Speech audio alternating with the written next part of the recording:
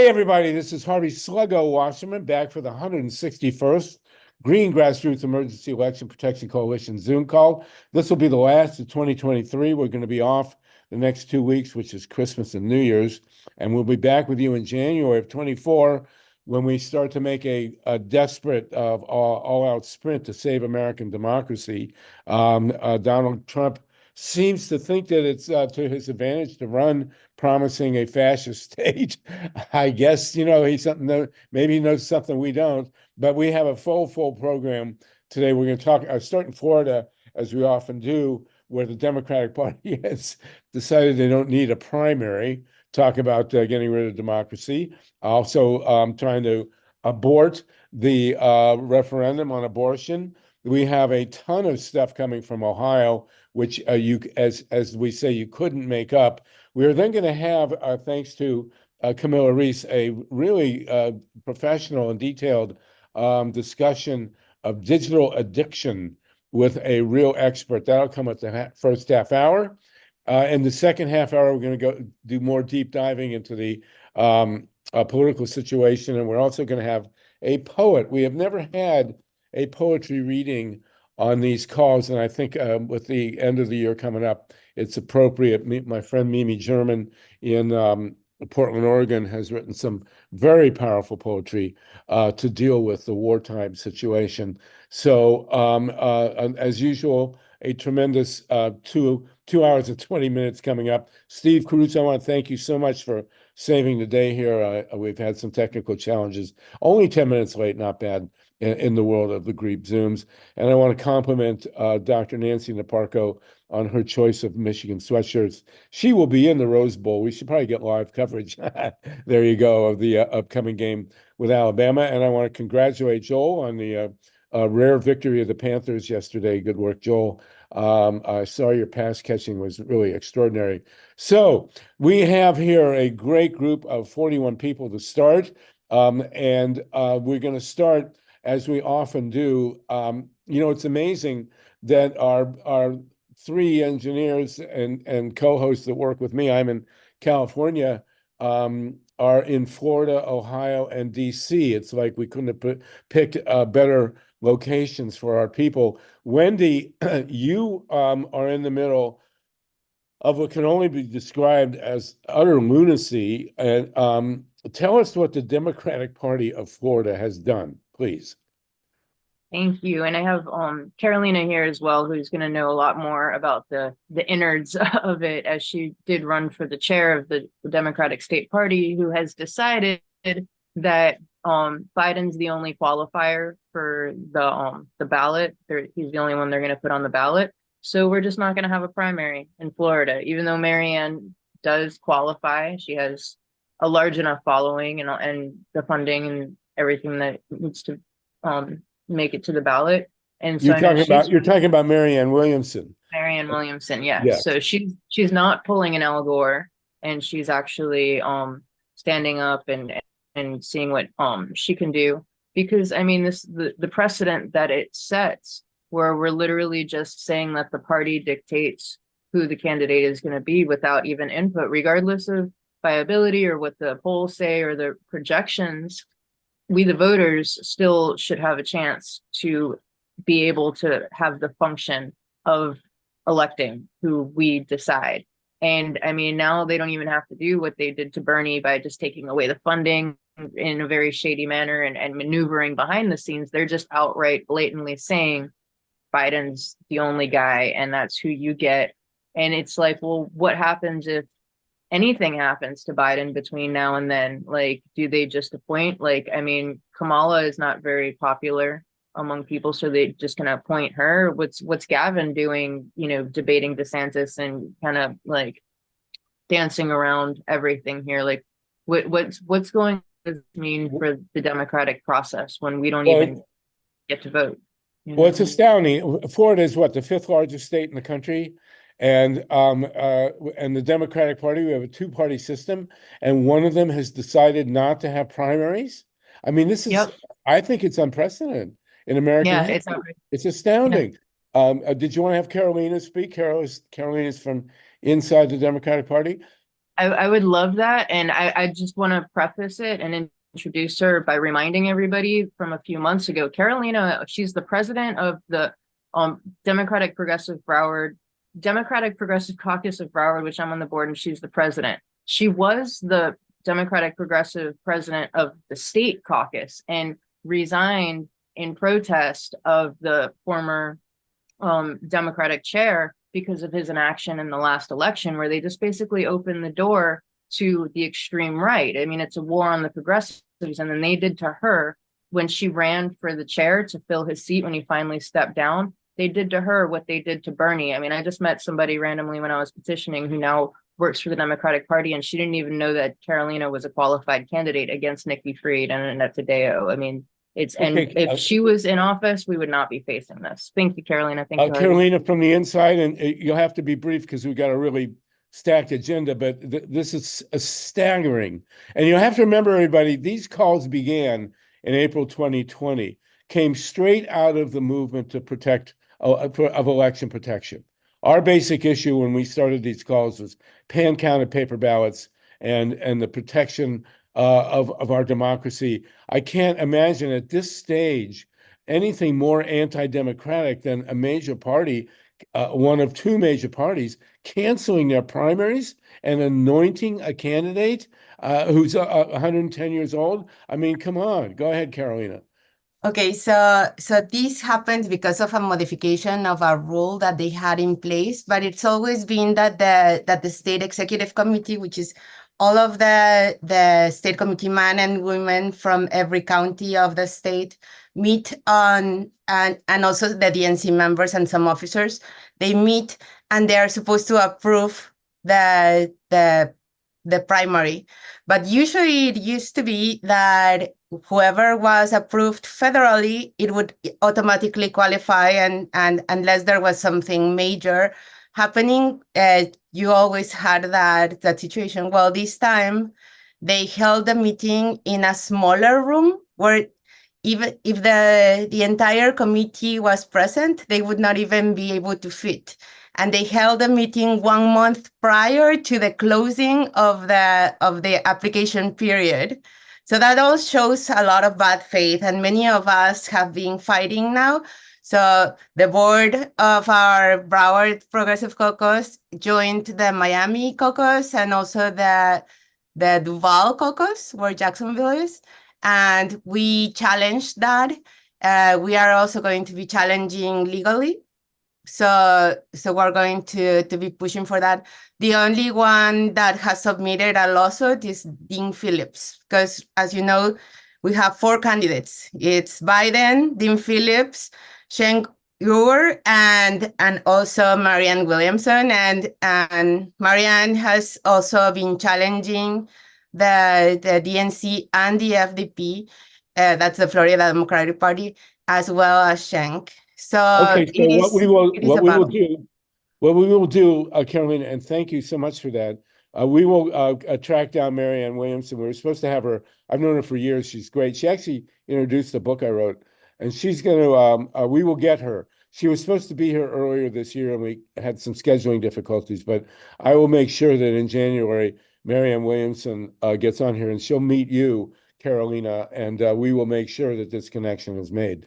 I mean, it's just staggering, and I think this is coming from the Democratic National Committee as well. They are encouraging states around the country to cancel their primaries. You gotta be kidding! I mean, really? Yeah, and then they're running on like we are the party of democracy by canceling primaries. It's unbelievable. Now, the second issue, and as you can tell, we got a ton to deal with today. The second issue in Florida is the abortion referendum.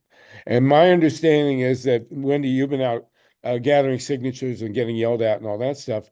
But my understanding is that there are sufficient signatures now to get this thing on the ballot. But to coin a phrase, the legislature is trying to abort the abortion referendum. Is that correct? And what are they doing? It is correct. Thank you. It is correct. And I know Ashley Moody, the state attorney general, who's on just on the side of Ron DeSantis, who's also like very close friends with the head of the Democratic Party, Nikki Fried. She's challenging I'm not sure exactly what the terms are, and I know you had sent me something. I've just been recovering from all the yelling at and not working as much as I've been doing, so I did fall a little bit behind. But like none of this is a surprise to Florida residents. It happened when I worked on Amendment 4 to get felons their rights back. I mean, resounding support from both sides, and it was squashed by the legislature. So now they're trying to undermine the qualifications of it, just like they're doing in Cop City, which hopefully we'll get to talk to. But we got 1.4 million signatures. We needed just over 900,000. So they're basically trying to disqualify whatever they can and find whatever jargon that they can pick apart and ride on. And we're just going to have to see what happens. But remember, when a petition gets approved, to even start collecting, it needs constitutional review. And anyone who has started referendums in Florida knows from the jump that they need to be on point with their legal phrasing and everything. Like every dot needs to be hit, every T needs to be crossed, whatever you want to call it, because we know what we're up against and how this is just going to be dissected surgically. So, Of yeah, course, the we'll last see. referendum that came through Florida was to qualify ex-felons to vote, and it passed overwhelmingly, and the legislature went in and ripped it to pieces, essentially demanding that that the ex-felons pay enormous, often undisclosed sources of money. They were going to say, the legislature said, okay, the voters have voted and ex-felons are allowed to vote. However, they have to pay fines, and we're not going to tell them how much they owe. I mean, that's basically what they did. And had that not happened, you're talking about 1.2 million voters who were disenfranchised. Ron DeSantis would not be governor of Florida. We wouldn't be dealing with this zombie fascist here.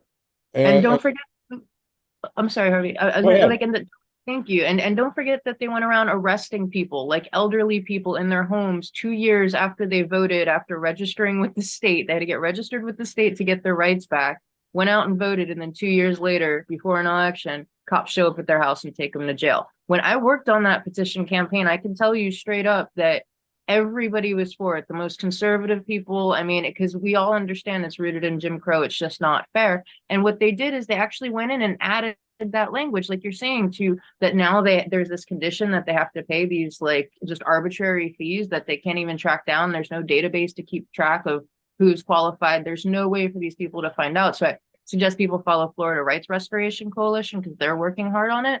But they literally took something that was a constitutional amendment passed by the people and just played like word soup and word Scrabble with what they want to do. They're doing the same thing to two things in Ohio. The voters of Ohio just passed two referenda on the same day. And one was to legalize abortion, to protect abortion. That, Steve Caruso, I believe, is a constitutional amendment. And then the other was a referendum legalizing in the regular law marijuana. And the legislature is playing games with both of these votes. Is that right, Steve? Coming from Ohio? Yep. And they're trying to fight. They had the 6-week abortion ban. They're trying to fight that. So the people behind issue one or that are supporting it are trying to get that rescinded, and they're having a hard way to go, even though I do see some positive results from a judge or somebody in a judicial position. So hopefully that'll be rescinded as well. But the marijuana case, man, I don't think they've done anything specific yet, but the latest thing is the LGBTQ community, and they're trying to suppress them as much as possible. They're just some small minority of Ohioans, just like everybody in our genetic makeup has. Every once in a while, this recessive gene shows up at 0.005, percent or whatever. But yet it's a big deal for the Republicans because they don't like nature. Obviously, they're not allowing wind on the lakes. They're suppressing that. They still have HB6 in place where the coal plants are still getting money from the people. That was in that bill. And who's going to jail? Randazzo's been indicted. One guy went to jail. Let's get into that. Let's get into that in a minute, Steve. I do want to do an Ohio overview.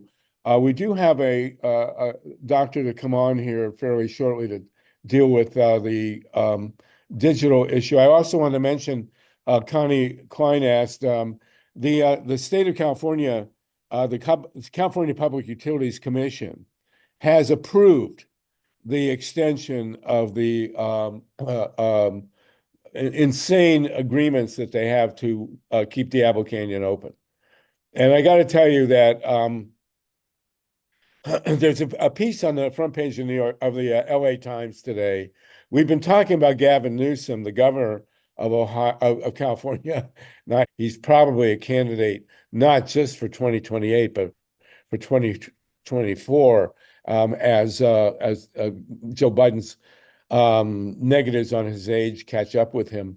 So we'll see about that. But the CPUC did take California Public Utilities Commission did take a definitive step forward or backwards to allow Diablo Canyon to continue to operate. So we're going to have to deal with that as well. Speaking of untrustworthiness. So now, well, we have a few minutes. I don't see the good doctor who is going to discuss with us the issue of digital addiction. I do see Anna Georgie with us. Anna, good to see you. I do want to talk to you, Anna, about the upcoming Lovejoy tower toppling event in February. And as many of you know, I lived on a communal farm where with Anna Georgie as well. And in 1974, Sam Lovejoy, one of our co-communal guys, knocked over a weather tower in protest of the nuclear plant, which we eventually stopped. And this was a major event in the birth, hi Anna, major event in the birth of the No Nukes movement. And we will have Sam, he doesn't know it yet, but we will have Sam on our call in February. We'll devote a full hour to this anniversary because it really is the birth of the No Nukes movement. And Anna, who you see there, has been a stalwart. She put together the first volume called No Nukes. Do you have a copy you can flash to it for us, Anna? Way back when. So we'll do that, and we're going to talk in the second hour today more about nuclear power because a major report has come out about this insane idea of tripling nuclear capacity. It's, you know, you wonder about our species sometime. I mean, is there intelligent life on Earth?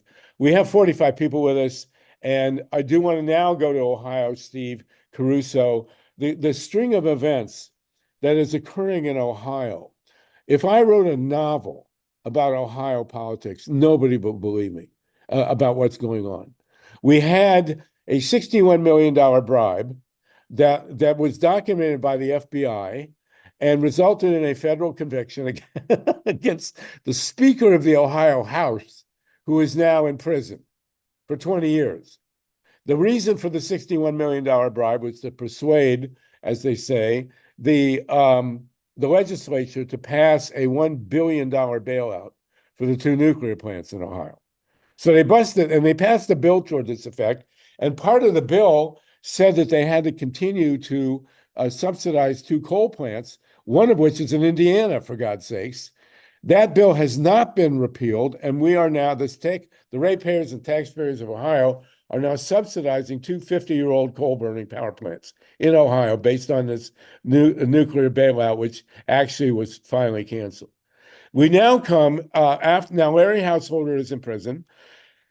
Mike DeWine, the guy who is now about to sign a serious anti-trans bill, a horrible bill in Ohio, just absolute bigotry put to law. And we're joined by Dr. Kardaras, who's going to take us into digital addiction here. But let me run through this really quickly, and we will come back to this in the second hour. I knew this guy. His name is Sam Randazzo, and he was a lobbyist for the coal, oil, and nuke industry and gas, the fossil nuke industry in Ohio. And we were always very cordial. I saw him very frequently, and he was always very cordial, but just totally opposed to all forms of renewable energy, and against the advice of all his advisors.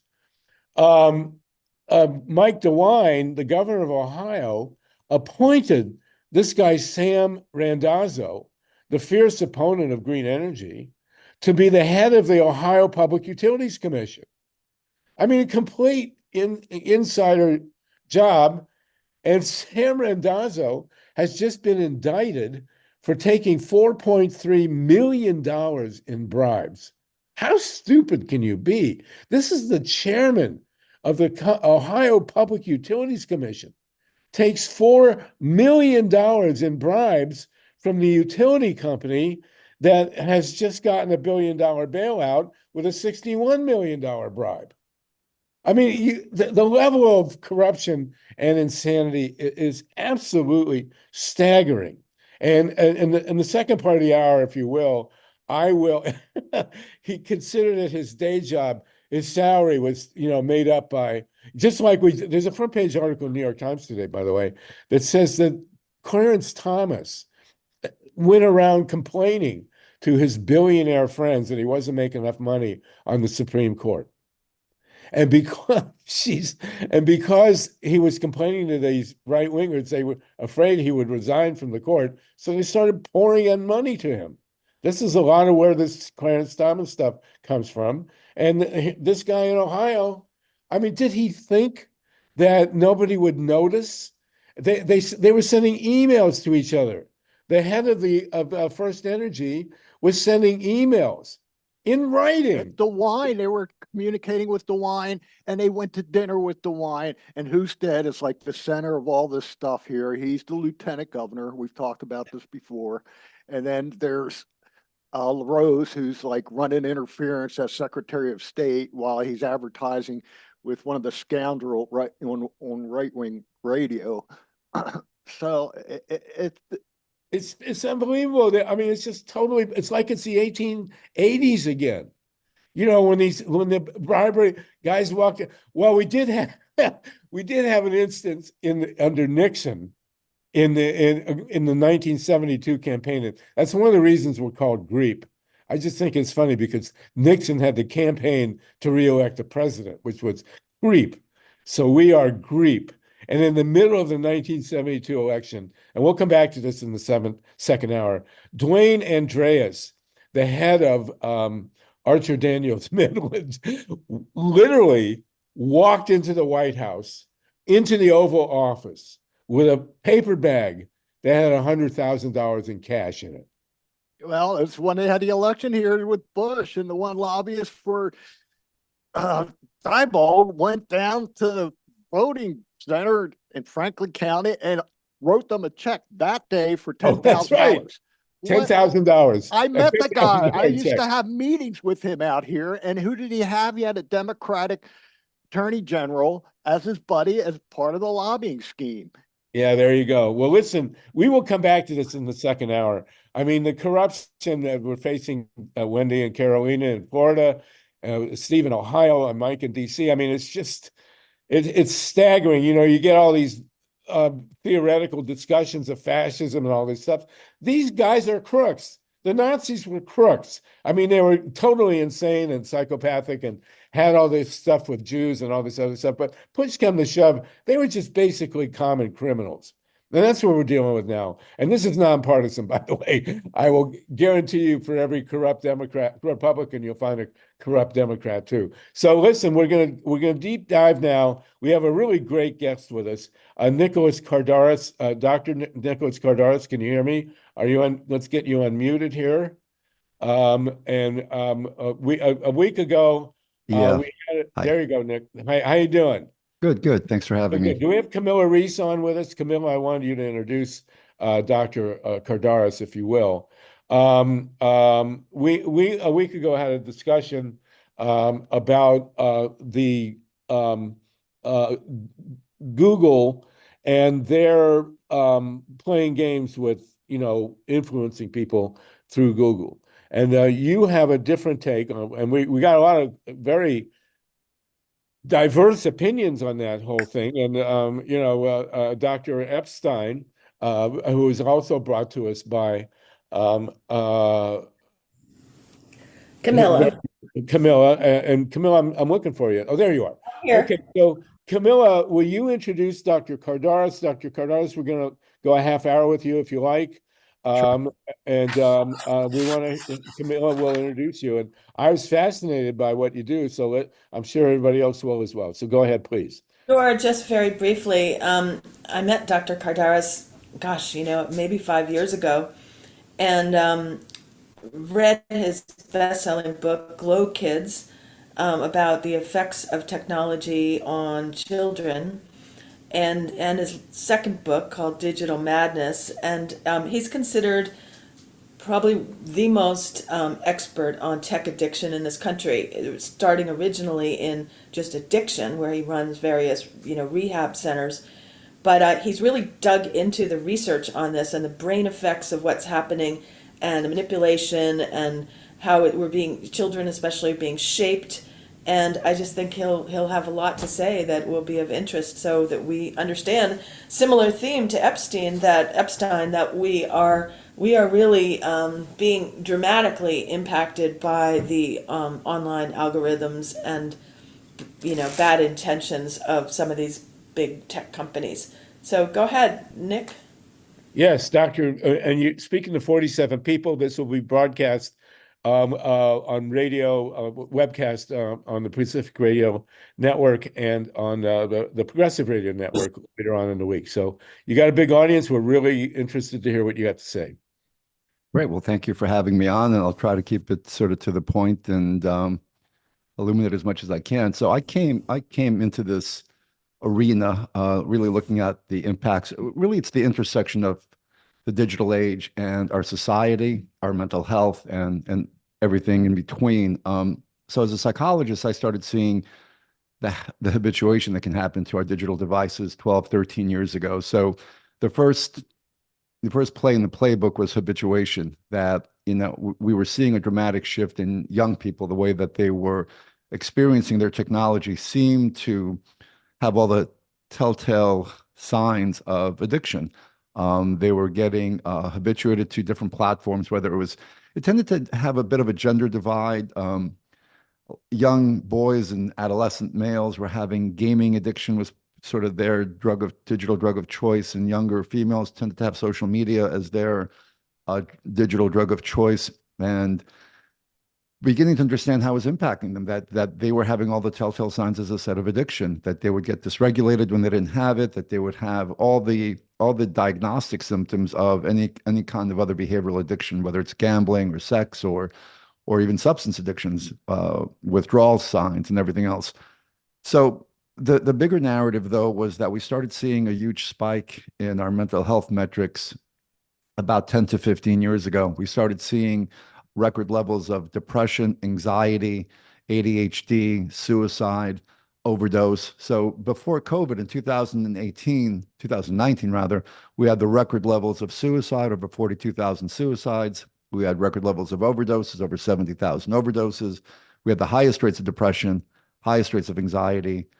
And these were metrics that were, interestingly enough, they were disproportionately impacting the younger generational cohort. So if you looked at the mental health of people, and you started with baby boomers and you went down to Gen X and millennials and then Gen Z, the younger the cohort, the more psychiatrically challenged they were, the higher their psychiatric metrics. So the younger you were, the more depressed you were, the more suicidal you were, the more anxious you were.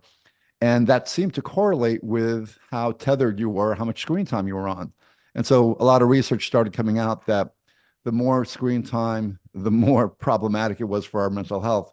And so part of the narrative has been that I've written and talked a lot about is that we weren't evolutionarily designed to be sedentary, screen staring, not face-to-face connected, meaning devoid. Because let's face it, digital technology, it's a stimulant, and it arouses us. It's very dopamine activating. We call it dopaminergic.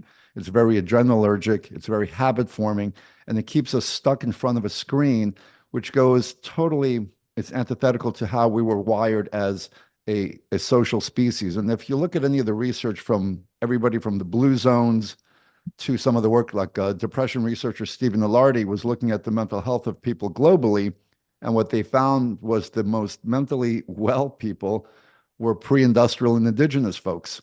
So the Kaluli in Papua New Guinea, they'd studied them for over 10 years, 2,000 Kaluli, and not one of them had clinical depression. even though they lived very challenging lives. They had daily survival was a struggle, and yet none of them were clinically depressed. And so depression researchers, and we all started looking, what were some of these common themes that were making people from those types of societies less unwell or more well than we were? And so Dr. Lardy and some of his colleagues came up with a few immunizing factors, and it was face-to-face interaction, it was physical activity, it was high omega-3 diets, it was nature and sunlight. And these were all things that were baked into our DNA for our not only our physical well-being, but our psychological well-being. And so if you look at what screen time in the digital age has done, it's been a nuclear bomb on those things. It's made us more sedentary. It's made us less face-to-face interactive. It's taken away all the things that we really need to be well. And it disproportionately does that to young people because they're the ones who are most tethered to their devices. So that was beginning to understand, yes, so step one was the habituation piece. And then if you look at things like the documentary, The Social Dilemma, you now have Let me interrupt you one second, Yeah. very quickly. You've mentioned the social, because otherwise we lose track. You've mentioned The Social Dilemma. I don't know how many people on this call have seen this movie, a documentary, The Social Dilemma. I believe it's on Netflix. I've seen it twice. It's staggering. As the father of 5 with many grandchildren, it's absolutely one of the most disturbing pieces I've ever seen. And people really need to take a look at this. Of course, we're recommending people watch more on their screen, but nonetheless, Right. Here we are. So the digital madness, I'm sorry, Social Dilemma. Social Dilemma on Netflix or wherever it is, but take a look. And Nicholas, could you tell us what is your background real quick? So I'm a PhD psychologist. I've been a clinical professor at Stony Brook Medicine for over 10 years. I own and run treatment programs where I specialize in young adult mental health, everything from addiction to psychiatric disorders to now these digital impacts. So I'm a clinician and an author, and I've written a couple of books about these societal observations. Do you treat people who come to you specifically for digital addiction? Yeah, about a third of them. Well, you can't be, I don't believe that you could be a 20 or 21-year-old and not be impacted by digital media to varying degrees. But our treatment program in Austin, which is a residential program, I would say about a third of our clients are coming in primarily for technology-related issues, tech over. Third? And 33%? Yeah. That's huge. It's not just the tech addiction part, right? And that's the second part I was going to say. And by the way, I just want to backtrack to The Social Dilemma. Why I think that documentary was particularly impactful. Before that documentary, The Social Dilemma, you had people like me saying, be wary of digital media, be wary of big tech. They are intentionally and predatorily attacking our psychological vulnerabilities because it leads to increased engagement. And that's what we've come to understand. The Facebook whistleblower, Frances Haugen, she pulled back the curtain. She showed the internal emails, the internal studies that Meta had done, that Instagram had done, that showed that they knew that their platforms were increasing suicide rates amongst young people. And they said, because the internal dialogue was, should we dampen down the algorithm and make them less aggressive, less harmful? And the answer was absolutely not, because that will decrease engagement. And so there were people like me who were saying the sky is falling. We should be wary of this love affair that we're all having with our snazzy, shiny devices. But The Social Dilemma was the first documentary where it was the big tech, the folks who had a crisis of conscience in big tech who said, yeah, this is what we did, and we did it by design. And they themselves pulled back the curtain on their playbook. I want you to continue. I'm sorry to interrupt, but I wanted to make sure we have context for everybody.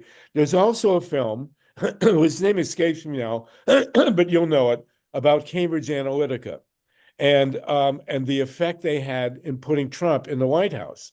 Do you remember the name of that film? Does anybody know the name of that film? It escapes me at the moment, but it's There've been a couple. I mean, so I don't know specifically which one. I mean, there's been Screened Out. There's been a couple that have looked at the political aspect of what we're talking about. And And that And goes, then we had last week, Dr. Epstein, Mhm. who talked about Google's manipulation as well. So you're walking into a big context here, and I want to invite you right now to come back next year and talk with Dr. Epstein simultaneously, be a real powerful discussion. But now that I've interrupted you, go ahead, please. Thank you. no, We know who absolutely. you No. are, and we know a bigger context here. So please proceed. Well, and I think the bigger context, even in the political context, is the societal adverse impact. Because in addition, because tech addiction was only the price of admission to this whole problem. So getting us all habituated to various degrees, as I said before, the younger you are, the more habituated, the more likely you are to be habituated and dependent on our screen technology. But we're all impacted. Nicholas Carr in his book, The Shallows, Pulitzer Prize winning author, talked about his attention span has now been atrophied. He can't read more than 2 pages without his mind drifting. We've all been impacted to some degree. What I write about in my most recent book is not just the habituation, the addicting piece of our technology, but the mind shaping aspect of it as well. And not just, and I don't mean just misinformation, disinformation, and political targeted shiftings. The algorithms, I've come to understand algorithms as almost living organisms that live on what we call it an extremification loop.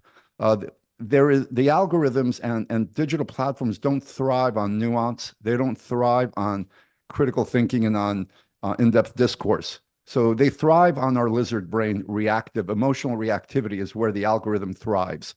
And so whether we're talking about influencers and materialism content, or we're talking about political content, there becomes that feedback loop that we talk about, where if the algorithm senses that you're either lean left or you lean right, you're going to get an extremification loop of ever increasing content in the direction that you already are leaning towards. So it creates this echo chamber, but more impactfully, what we're seeing with young people, the psychiatric metrics, we're weakening what I call the psychological immune system of young people, because now they've lost the skill set of critical thinking, because there is no nuance or critical discourse in social media. It's all shouting from the rooftops, attacking the lizard brain. And so I'm back. I had taken a break from teaching in graduate school. So I'm back in the classroom, and now I'm teaching 23 to 28-year-olds. And I had taken a 5-year break from teaching. And I'm shocked at how unwell these graduate students are, who are in a graduate school for mental health, and the reactivity, the emotional immaturity, the inability to have engaging conversation, because they have now been softened. The resilience, there's a weakening of the American mind that's happened because of this attack on our psyche, and you see it if you work with young people. You see this. Some people call it, the stereotype is young people needing, trigger warnings and safe spaces. Well, that's a reality. That's an emotional reactivity that's happened, I believe, as a byproduct of some of this, some of these algorithm-fueled platforms that have now essentially created binary thinkers. And so you either think love, hate, black, white, and there's no space in between. And so what I similar to linguistic theory, what I've theorized is that it's now robbed young people of the ability to be able to think in the gray, that they are only able to conceptualize things in the extreme. And that's to their own psychological detriment. So the larger issue is we've created young people that don't know how to critically think and how to discern any kind of information, disinformation or otherwise, and they are now emotionally more fragile and less resilient. And they are now very highly reactive, and we've done them a disservice because they now have been swimming in this world of social media nonsense, TikTok news and influencer nonsense for the last 10 to 15 years. Mind-boggling. The film title I was looking for is The Great Hack. Yeah. And that was the document. And there was a whistleblower, a female, who was at Frances Haugen. Yes, and so if you're gonna see the one movie The Social Dilemma, you should also see The Great Hack, and then go get drunk. I mean, brilliant stuff here. Really, really, you had a great phrase here, weakening of the American mind. I mean, that's really very much with it. Let me give you one other phrase, if I may. I think we're all suffering, and again, disproportionately young people, we're all suffering from a form of Stockholm syndrome. We have been put into digital cages, except now we have now romanticized and fallen in love with our captors. Our tech oligarchs, from Steve Jobs to Bill Gates to Elon Musk, have become cultural icons. And so we are not only exploiting third world countries in service of our digital addiction. We know about lithium batteries and cobalt in the Congo, the exploitation that's happening in the Congo. There are 6-year-old children who are dying in cobalt mines so that we can manufacture lithium batteries to run our iPads. There's examples of what I call tech colonialism all over the world, where you have third world peoples being exploited to give us our iPhone.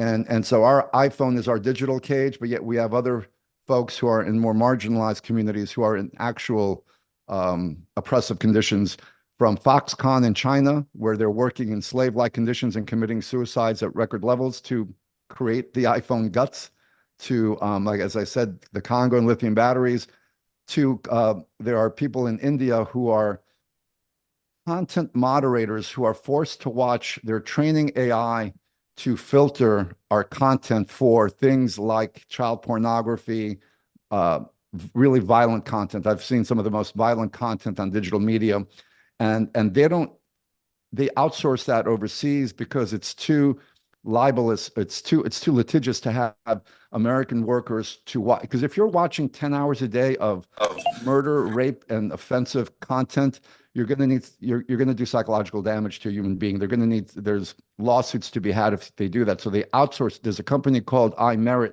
that outsources that aspect of filtering our violent or inappropriate digital content to third world peoples who have no insurance, no recourse, no legal system. And essentially, most of them go insane within 3 or 4 months of just watching hour after hour of things like child pornography. So there's an underbelly for us to get our shiny devices. There's a underbelly of people being exploited, and there's our own society, which is being also manipulated, and our own young people who are also being exploited as well. Whoa, man. All right. This is powerful stuff. I hope you can stay with us past the top of the hour. We're clearly going to have a lot of people want to talk to you here. We have Lynn Feinerman, who has a very powerful radio show. Then Mike Hirsch, our co-convener, and then Nancy Imparco, who is actually a therapist and deals with these issues in a medical context. So I hope you can stay with us. And Nicholas Kardaras, this is absolutely fascinating. We have 46 people on the line, and we're rock and rolling here. Lynn Feinerman, please go ahead, Lynn. Thank you. Nicholas, in Naomi Klein's Doppelganger, she talks about the shredding of reality in the branding and the competition to have your brand, receive millions and millions of hits and millions of listeners and so forth. And she says that in order to do that, you have to engage in a kind of sensationalism about your entire project that renders it unreal. And what I'm wondering about is how you see this affecting politics, and in particular, the upcoming races, because we are seeing weirder and weirder doo-doo. That's not a George Carlin word. Weirder doo-doo coming out of the rump, out of Trump, than we've ever seen before. And what it really is doing is, it's that kind of sensational branding of oneself and getting attention, but in fact, it's fascism. So do we take this as a cartoon? Do we take this as incipient fascism? Is it both? You know, I think what you're talking about too is there's a desensitization that's happened in our race to the bottom, where a lot of folks who are, you know, another phrase of some of this digital media is high impact stimulation, and you can only be exposed to it for so long before you have to increase the sensationalism or increase the intensity of it, because eventually we get desensitized to it and we get bored, which is why the gaming industry, when they attack, you know, 7 and 8 year olds, they were always increasing the adrenaline quotient of the game because that maintains engagement. On the political spectrum, similarly, as you've mentioned, we've had to up the ante of surreal sensationalism to get people's attention and to get that lizard brain activated, because it's an emotions economy. So in the emotions economy, the winner is the person who gets the most reactive lizard brain. And we know that the emotions that do that the most are fear and hate. Love, unfortunately, does not light up the emotional Geiger counter in the same way that the more ostensibly survival emotions do. And so the very smart people who run our digital platforms understand this, and the manipulators of those platforms, like some of our esteemed politicians, know how to manipulate this the best. And they know that if you're going to go out there and you're going to have civil discourse in a way that's not sensationalist, no one's going to pay attention. Wow. And of course, it also feeds polarization. It's really a death of nuance in here. That was at one point the name of the book was going to be The Death of the Nuance, because that's what we've lost. Now, there's no room for nuance in 30-second emotional nuclear blasts at people. There's no room for that. You get that when you read the depth and breadth of a book, but no one's reading books anymore. Books have gone by the way of the Etzel. Well, and also we had actually last week, it was 2 weeks ago, we had Dr. Robert Epstein. Last week we had Ken Stern from the Bard College Center for the Study of Hate. Mm-hmm. And, you know, it kind of grabs you by the neck, Center for the Study of Hate, but clearly, you know, it's become a part of hate is a media a game that the digital providers depend on now, because hate and fear. Fear is the hate and fear, twin, right? The twin to hate is fear. Right, and then love and sex, but sex is a lot easier to sell. Sex is a lot less nuanced than love. So, Right. you know, but even from a sexual desensitization standpoint, you have examples of now, I'm friends with pediatricians, just on a side note, things like pornography with adolescents. You have now a phenomenon called adolescent erectile dysfunction. So you have teenagers now, for the first time ever, suffering from erectile dysfunction because of this desensitization effect. We have 17-year-olds who have seen more graphic, vivid, desensitizing sexual content than you and I could never have imagined in our adolescent years. So it works political spectrum, sexual spectrum, across the whole board. This desensitization is happening. And so I work with young people who, when they look at you, there's nothing there. There's a flat ennui, there's a boredom, there's an apathy. And they're living to be stimulated because they've been hyperstimulated. And now, unless they're getting essentially cutting their arms or a blowtorch to their butt, they're flat. There's not that sense of intrinsic curiosity or that sense of wow. There's just, they've been numbed and dulled. Some neurologists are calling this digital phenomenon digital dementia. And some of our young people look like they're suffering from dementia. Well, Nancy Naparko knows a lot about this. Mike was ahead of you, Nancy, and then we'll go to you. But Mike always has great content as well. Mike Hirsch, Nicholas, this is one of our co-conveners, Mike Hirsch. Go ahead, Mike. Yeah, this is as fascinating as it is horrifying. And it occurs to me that this is similar to junk food, where manufacturers will hype the salt and sugar content and pack it with empty calories, and we have a diabetes epidemic and we have other epidemics. And then along comes this new enticing way to live your life in a sedentary sitting position. That's right. while flashing lights go off all around you. And there's the equivalent for people who don't play video games. One of the things that I was confronted with, I was called in to consult professionally with an organization was advising Facebook on their efforts of what do you call it? Crisis management, when it leaked that they were using their algorithm to manipulate people to see how depressed and upset they could make people. And it turned out that got people depressed and upset. So the fact that they had the algorithm became kind of a meta event for them, and they decided that they had to do something to clean up their act. So I was called in, and I told them that what they're doing is horrible. One of the worst things that they're doing is bringing relatives and people who went to the same high school or friends who are listed on their platform as friends.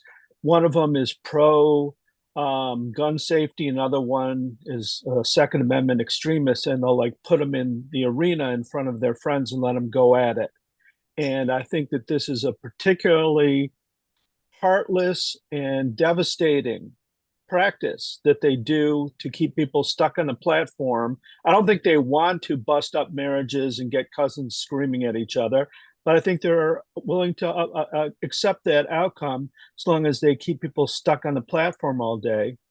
And if I see, my long lost cousin is taking a political position slightly different from mine, and I'm encouraged to argue with him or her, so much the better. And I was wondering if you looked into that particular phenomenon and the way it's destructive to the relationships that are already under a lot of stress between human beings. Yeah. Oh, and I do think it's intentional because they know it's intentional because, again, going back to the Facebook or the Meta whistleblower, Frances Haugen, their research had showed, that internal research 4 years ago that showed that Instagram was increasing suicidality amongst adolescent females by 12% in England and 6% in the United States.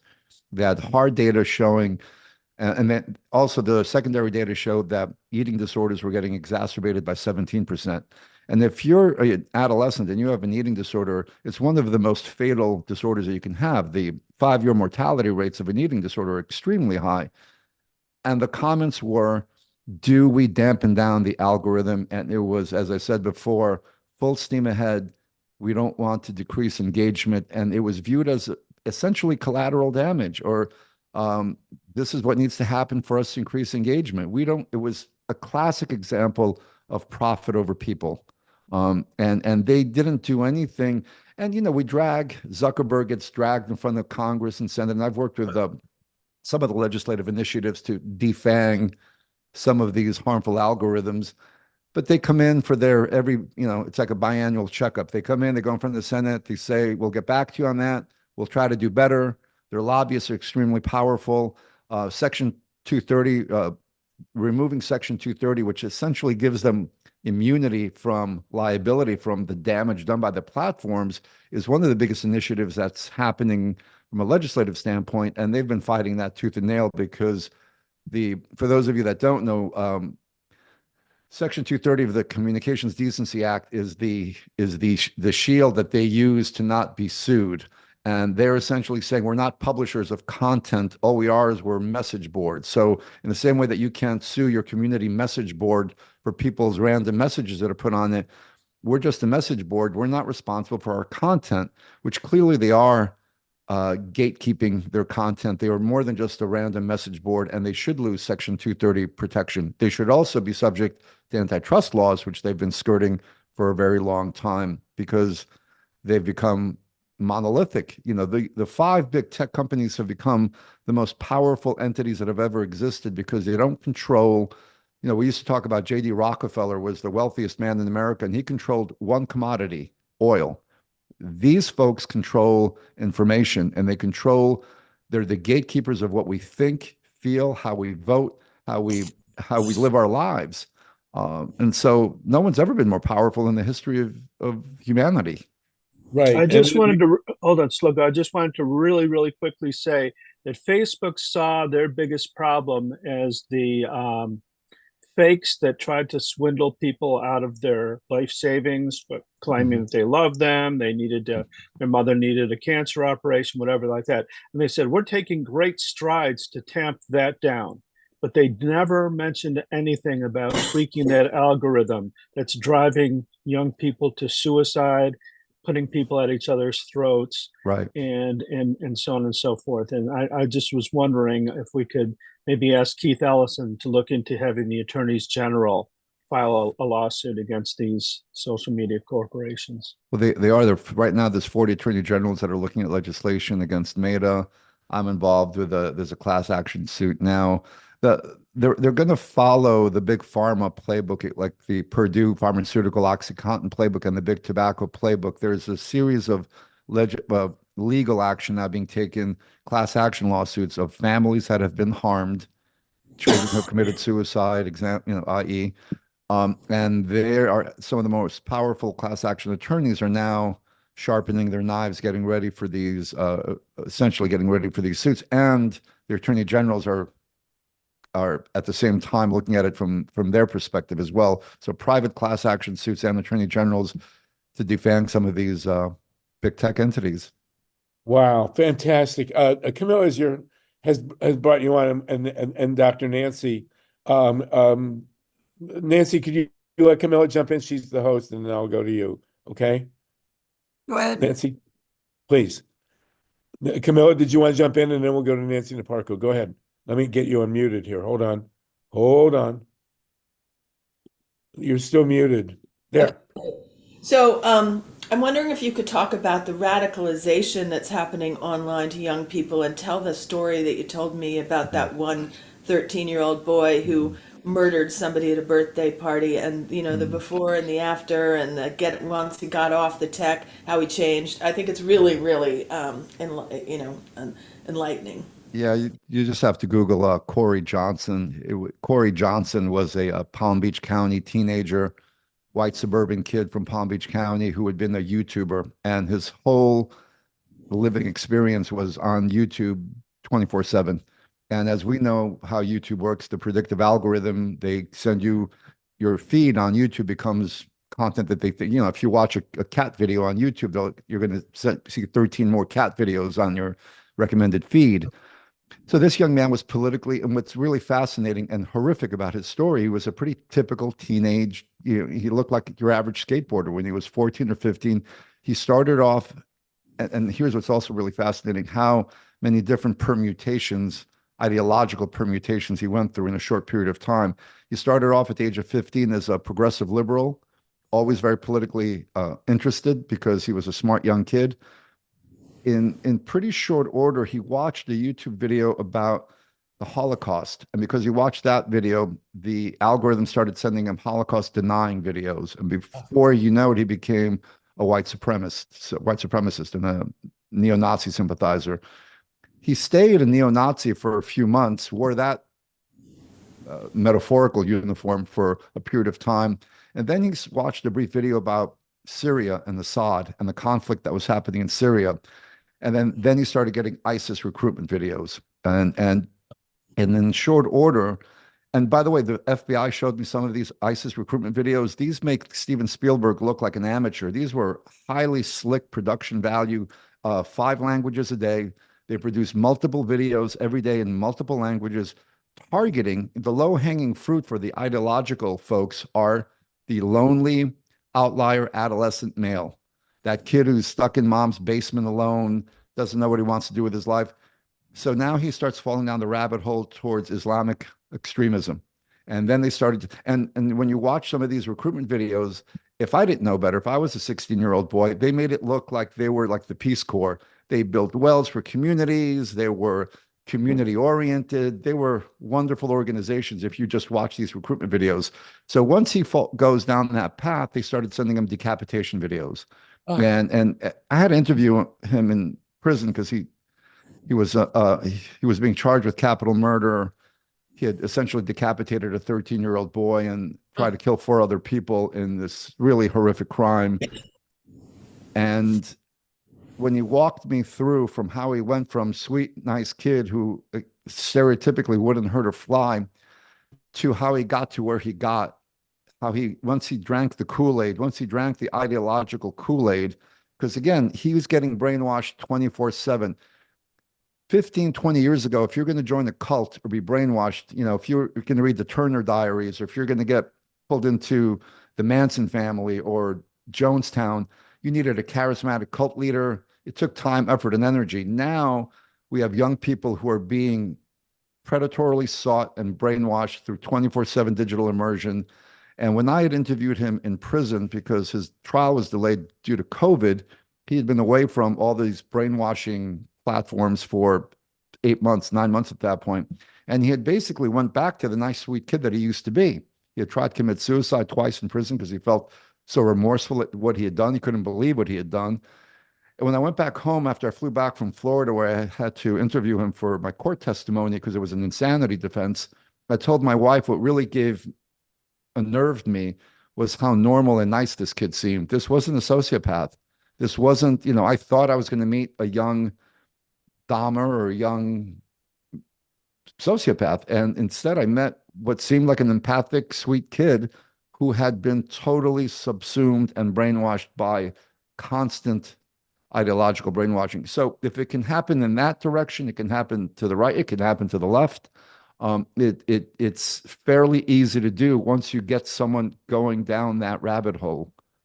Mind-boggling. Now, we have Nancy Naparco. Hi, John. Nancy is a therapist and No, I'm not. oh, okay. There you go. And first of all, I want to say thank you, Dr. Kardaras. Everything you say is absolutely correct. And that is why even my very good friends like Harvey think I'm a therapist, because I've essentially become a therapist because I became aware of this in the mid 1990s. I started 30 years ago as a pediatric I was a physical therapist, pediatric neurologist. I am a neurologist, and I look at this medically and not psychologically. But what I saw was that in the middle 1990s, when every mother who had anything to put together, any awareness, they bought the Baby Einstein videos. Yeah. Yeah. And that is what started the addiction in these babies. Yeah. And some of my good therapist friends said, physical therapists said, have you ever seen so many babies who are anxious? Yeah. And I gave a grand rounds at Cedars-Sinai Hospital to all the pediatricians in 20 years ago. I never heard the word screen time. I thought I invented it.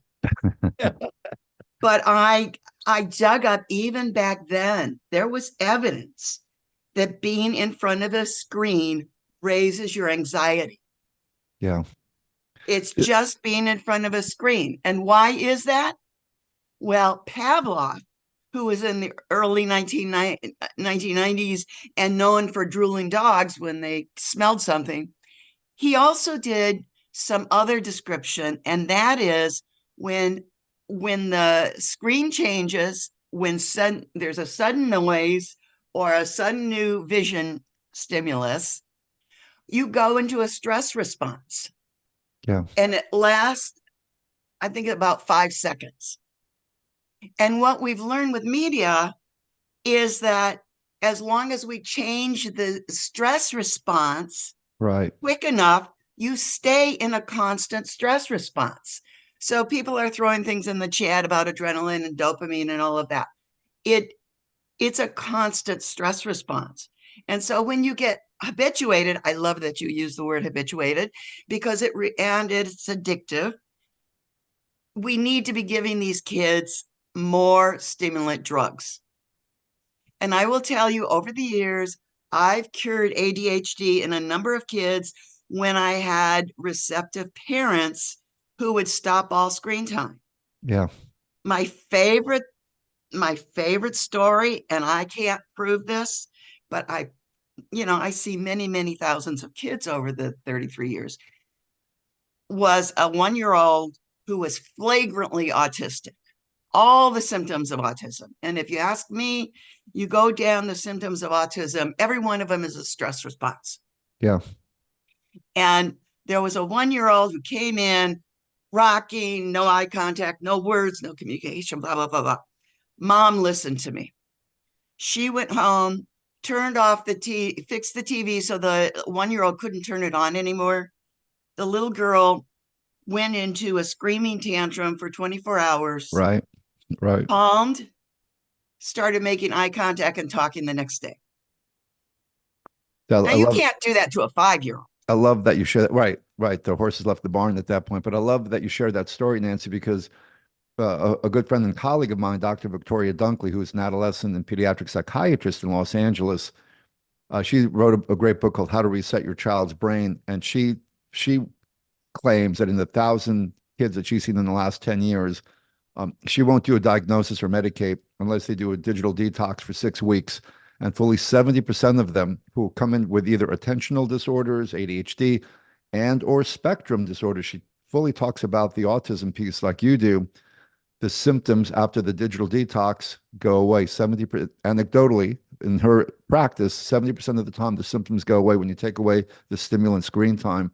And when you talk about the baby Einstein piece and the rapid cuts and the stress response, that's exactly right. So the HPA response, the hypothalamus pituitary adrenal, the fight or flight. It's activating our fight or flight response, which is why we went from Mr. Rogers, single camera, slow panning cuts that were so soothing and calming, to even if you watch a Nickelodeon kid show today, it's rapid cut, rapid cut, rapid cut, because they have to maintain that stress level response to keep engagement going, because now little Johnny and Susie will lose attention because they've been so habituated to high impact stimulation in 6 months, 1 year, 2 years, that now everything's got to be bells and whistles and bells and whistles. I took my teenagers bowling a couple of years ago. We hadn't been bowling in forever. And I remembered bowling from, the Big Lebowski days of bowling. And we walked into this bowling alley and it was, and it was like Las Vegas. This bowling alley had more screens and bells and whistles. And I thought I entered this surreal. And I realized, because I looked around me and most of the kids there were like 14, 15, this bowling alley had to compete against screen time and all the bells and whistles of screen time. So they had to up the ante of all these things that create the stress response, like you said. So it's shifted all these things in such a negative way. But I know there's other people with hands up. Doesn't get much press, but Bill Gates and Steve Jobs, those people won't let their little kids have computers. And Sergey Brin and Larry Page from Google were all Montessori students. Jeff Bezos was a Montessori student. All the tech moguls, not only did they not let their kids have tech, but they were low-tech Montessori students, the vast majority of them. So it's do as I say, not as I do, or do as and my kids do either. So that's one of the most telling bits of information, I think. One of the other great things you said was the Stockholm Syndrome. I think that's a big issue as applied to the specialists who have their own kids. So I've read medical doctors complaining how horrible we are to say that children are addicted to screens because their kids are okay, however they are. Yeah. And that, to me, those parents are in a Stockholm Syndrome. And kids love to say, they like it. Parents say, oh, but my child likes this. They like this game. They don't like it. They're addicted. As Paula Poundstone says in the piece she does, they would love heroin too if you gave them a little bit of it too. It's bingo. You know who really drank the Kool-Aid too? The edupreneurs, so I do a lot of speaking at education conferences, superintendents and educators. They drank the Kool-Aid on screens in the classroom before COVID, before we had the COVID disaster of Zoom schooling, and we saw how horrific that was. Everybody from Rupert Murdoch had invested $1 billion into a company called Amplify, trying to create, instead of a chicken in every pot, he wanted to have a child with a tablet from K through 12. And all the research showed there was no pedagogical benefit for any of it. The countries with the highest educational outcomes, like Finland, had no individual screens in the classroom up until late adolescence. And yet all these school systems were laying off teachers and investing in ed tech to the detriment of their students. Our test scores kept going down. Kids kept getting more and more unwell, and big tech kept getting richer and richer as these misguided, I think some of them were well-intentioned, but misguided superintendents and educators were drinking the Kool-Aid, like some of the parents did. And you learn 10% less reading it from a screen than a Right. book. Right. Jeez, phenomenal. God, what a discussion. It's mind-boggling to me. Okay, we got to zip through. We've taken a lot of your time, Dr. Kardaras. Nobody has left, by the way. You still have more people now than we did before. So, Justin, very quickly, Steve, Wendy, and we'll go back to Lynn Feinerman, and then Donald Smith, a newcomer. So, Justin, please, quickly. So unfortunately, this is not going to be as quick as most people think because there's a whole series of things. But what I will summarize at the moment is that the addiction to drugs can be overridden by the social connection of community. That's another study that has been done. And so there are solutions to these kinds of problems. Rat Park, you're referring to the Rat Park and those experiments that Dr. Alexander did, all the Rat Park experiments, the socialization of addicted rats and the socialized rats. Correct. Yep. That's we're happy, joyous, and free and no longer addicted. But yeah, go ahead. Yeah. And so along these lines, this group, Green Grassroots Emergency Election Protection, is all about community organizing, right? We have the Georgia Way. We have the work being done in Wisconsin, in other places, in Ohio. And so really it is about breaking people free of these systems of control. And another one that, Harvey, that you would love to hear about is that in LA 2020, someone was elected on public financing, ousting a wealthy patron incumbent on the city council with only $200,000 worth of money. And the reason was because small dollar donations were multiplied 6 times, turnout multiplied by 5. People were engaged with their community. They weren't stuck on their screens. They had a chance to talk about the real issues and really reform their community. And they're gathering that momentum now. So that is, and Justin's right. That is what we've been about. And we're trying, Dr. Kardaras, to one of our main goals is to switch progressive political donations away from the Democratic Party, and away from media buys into grassroots organizing. So it's certainly a great allegory for what you are doing. And thank you for that, Justin. And thank you, Nancy Naparko. Can't overestimate how great her skills are in the field. Of course, you can tell that she went to the University of Michigan, so that really, makes a big plus. Go Blue! Go Blue! Steve Kaiser, then Wendy. Please. Everybody in this group, the couple of hundred members that come by now and then, need to see The Great Hack. Yeah, it is absolutely required viewing because it explains how the Republicans brilliantly outplayed the Democrats to put Donald Trump into office in 2016. And you got to remember, the Great Hack is about Cambridge Analytica, which was co-founded by Steve Bannon, who really understands everything Dr. Kardaras says, except that he endorses it. I mean, well, it was Bannon. He was at the core of this. That's why he got that position in cabinet as a strategic officer for a while. And Steve Bannon's tactic, by the way, which he has stated, and Dr. Kardaras, we're not allowed to use 4-letter words, but he said his basic strategy is to flood the commons with doo-doo, as Lynn Feinerman called it. In other words, to make the social situation in our world as chaotic and ugly as possible, to pave the way for a master of ugliness like Donald Trump. That is in 2020, the Democrats or the Republicans mobilized 10 million more voters over 2016, but the opposition mobilized 14 million more. And this is what we've got to have a focus on for next year. That no matter if they put Donald Trump in there, we have got to be able to mobilize, probably 20 million people to make sure that he doesn't return. And then we might get lucky and have Biden be pushed out by his 20 shell corporations, in which he's getting this money paid to him for influence peddling through his through Hunter. And Well, one okay. last thing is, you guys are talking about the effects of violence on individuals. You turn on a television and all channels, all 360 of them, have somebody blowing somebody else up. It's just nonstop violence all over the place. So it's no surprise that a 13-year-old decapitates somebody he doesn't like.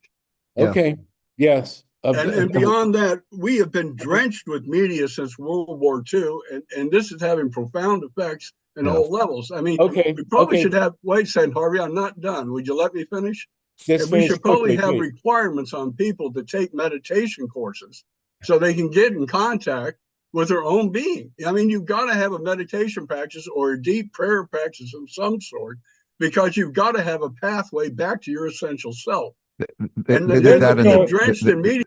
they did the meditation in the penal system in India. They did a Vipassana meditation program to reduce recidivism in India, and they found it had one of the most effective things was this meditation. Felony inmates in India had to do this Vipassana meditation, and it huge effect. I was going to say one of the big lessons with Cambridge Analytica was, that breach of 86 million folks. That was a simple quiz to take on Facebook that then was breached, where they used this innocent quiz that people took on Facebook, not knowing that it was going to be corrupted and then sold. And they do this in other ways to do data mining. Like a few months back, there was a thing where they were asking you to post your picture from 10 years ago to today, and there was like this before and after game that people were playing on Facebook. Well, they were using that information to do facial recognition technology to be able to see how people's faces change over time. And so they were putting it in the format of a game that people were playing on Facebook, but really the underlying, the more nefarious purpose of it was military facial recognition. And they weren't stating that explicitly as the reason why they were getting all this information from millions of people posting their before and after pictures. No, it's Anyway. amazing.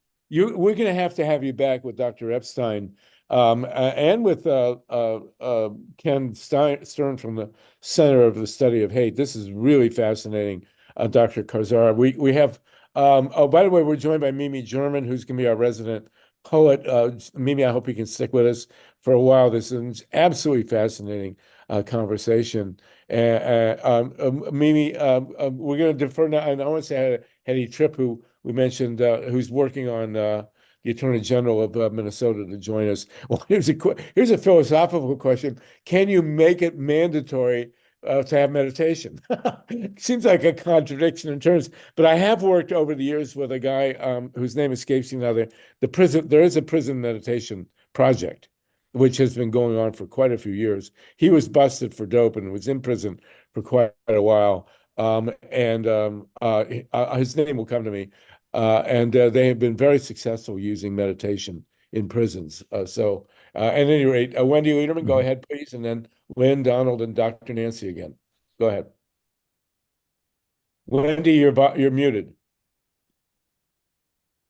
Let's get you unmuted here. Sorry, Yeah. my signal dropped and I lost Go co-host. ahead, go ahead, yes.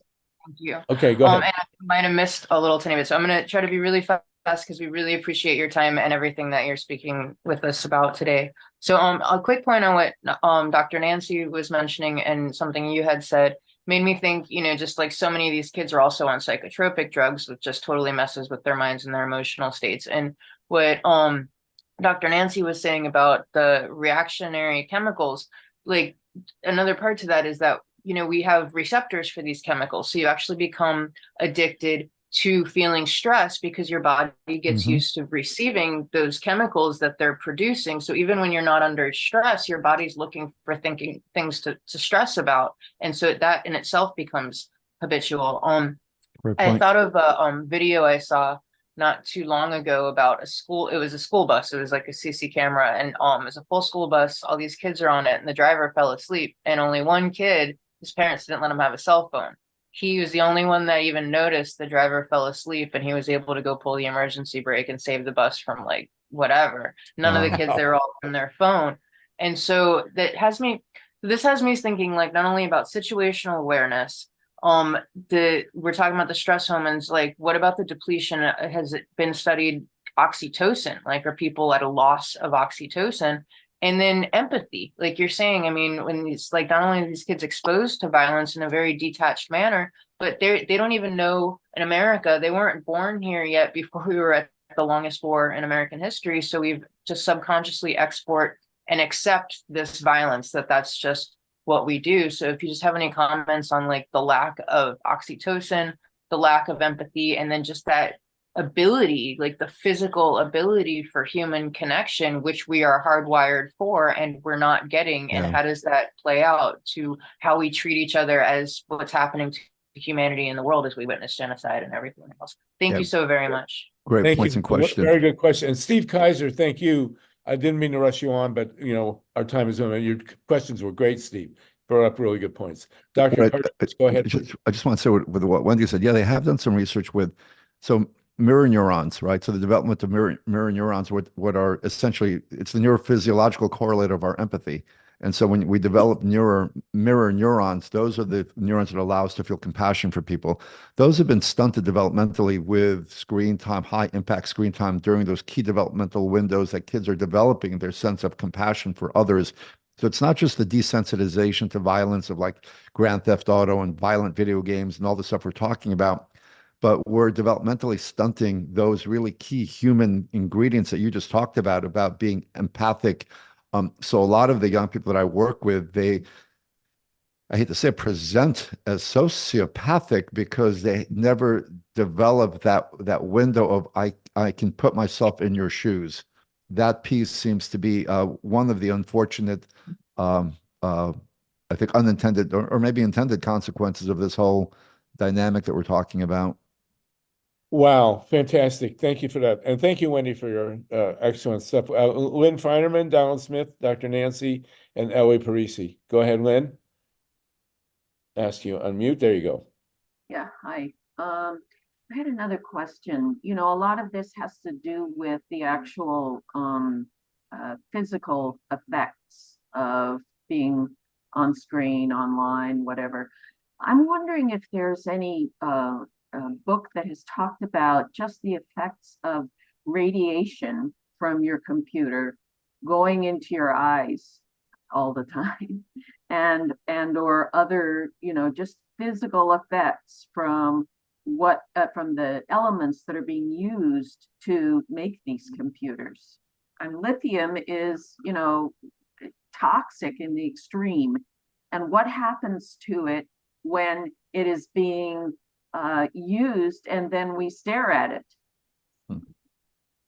Yeah, well, I know that Camila has spent quite a bit of, that's been the big focus of her work, has been really talk about EMFs, electromagnetic frequencies, and their impact on our bodies and our brains. And the head of neurology at Cedars-Sinai talked about the microwaving effect, that essentially our smartphone is like the frequency of a smartphone is like a little mini microwave. And he said that it takes about 30 to 40 minutes if you have your phone next to your ear for it to begin to essentially microwave your neurons. And that's why we're seeing this huge spike in brain cancers and brain gliomas, because people are putting these little microwave waves next to their ears. People are putting laptops on their laps, and we're seeing changes in people's fertility rates have gone down significantly. Now we also have endocrine disruptors in the environment that are not just that, but I think when you put them all together, we're creating significant damage. And we know about 5G and all of that. We're swimming in radiation. We're the fish in water that doesn't even realize it's in water. We're awash in radiation. And then again, Camila is the lead person on a lot of these impacts. I devoted a chapter of it in my book. And it's interesting because when I've given talks about this, I remember giving a talk at Villanova University, 300 people in the audience.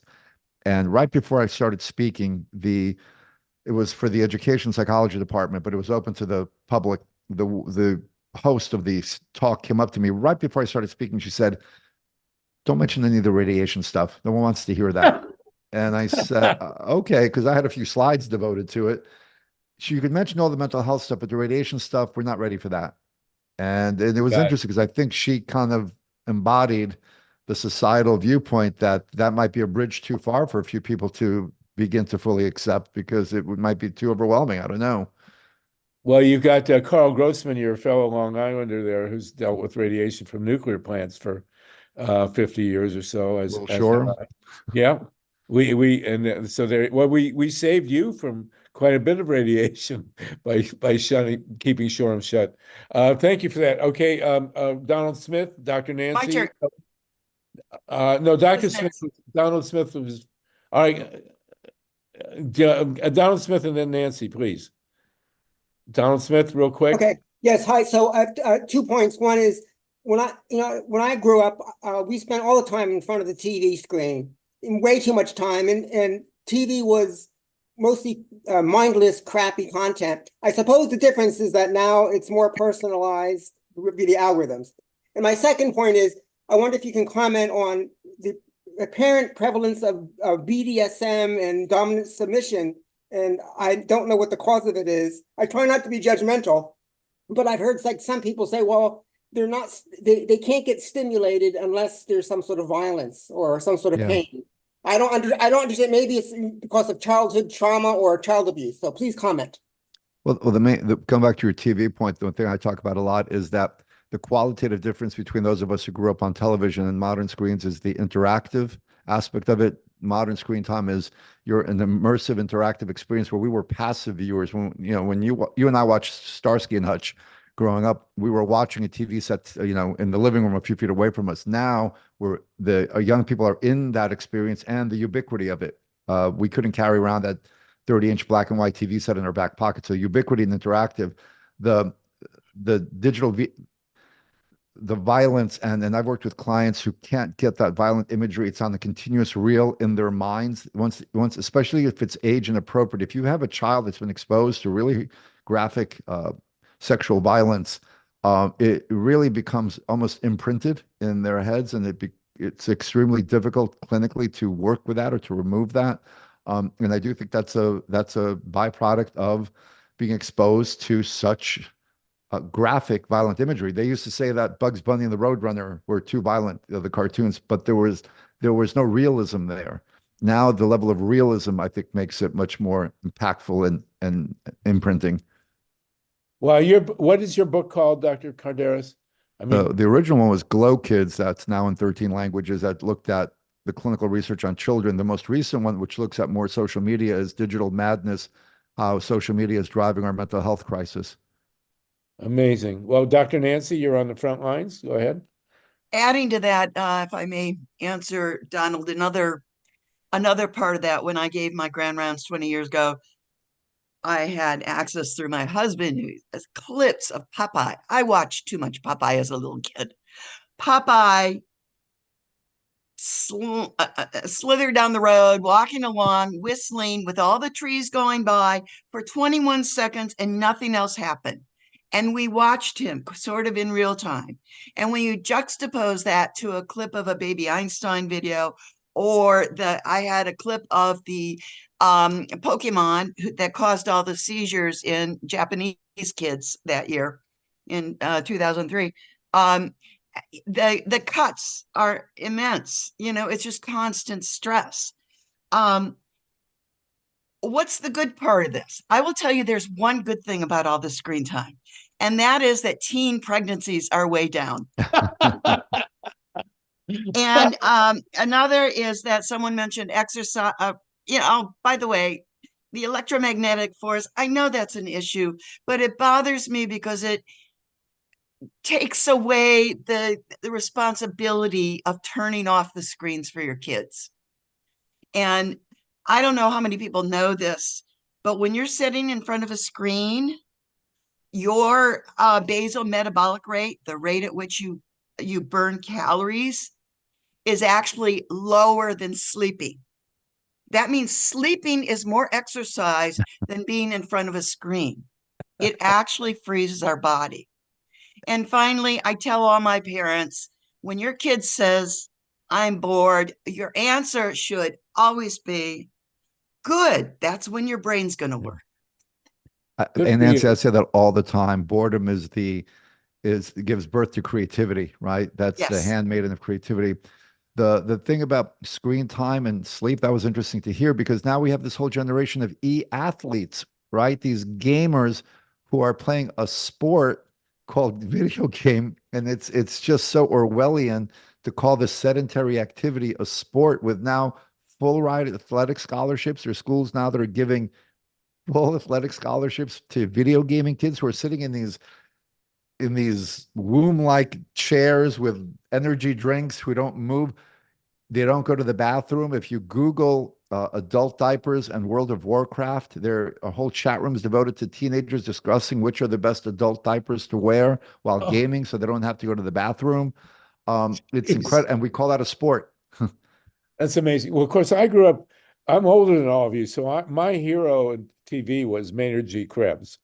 And he was the first hippie, and that's how I became who I became. Then the question is, what's your metabolism if you fall asleep in front of the television? It must go really through the floor. As I did last night, by the way. I watched the Barbie. I could only take the Barbie movie and bits and pieces, and it put me right to sleep. So I don't know what that says about me. But anyway, Ellie Parisi and Mimi, I hope you can stay with us for a while. Mimi General, we do want to hear your poetry, but this is phenomenally interesting, as I hope you're finding it as well. Thank you. Mimi and I, by the way, had the privilege of being on the Golden Rule, the peace boat, when it was rammed by a peace boat that was rammed by a police boat, and she's going to tell us about that in a minute. Ellie Parisi, please, for Dr. Kardaras, and we're really grateful for your time, Doctor. This is absolutely fascinating, and we will have you back if you'll come. If called, I will serve. Okay, thank you. Go ahead, Ellie. Absolutely, thank you. I just had a couple of notes about Dr. Epstein's research, specifically with the Well, we want search to engine stick with. bias. I know. Can we stick with Dr. Kardaras? Because Yeah, absolutely.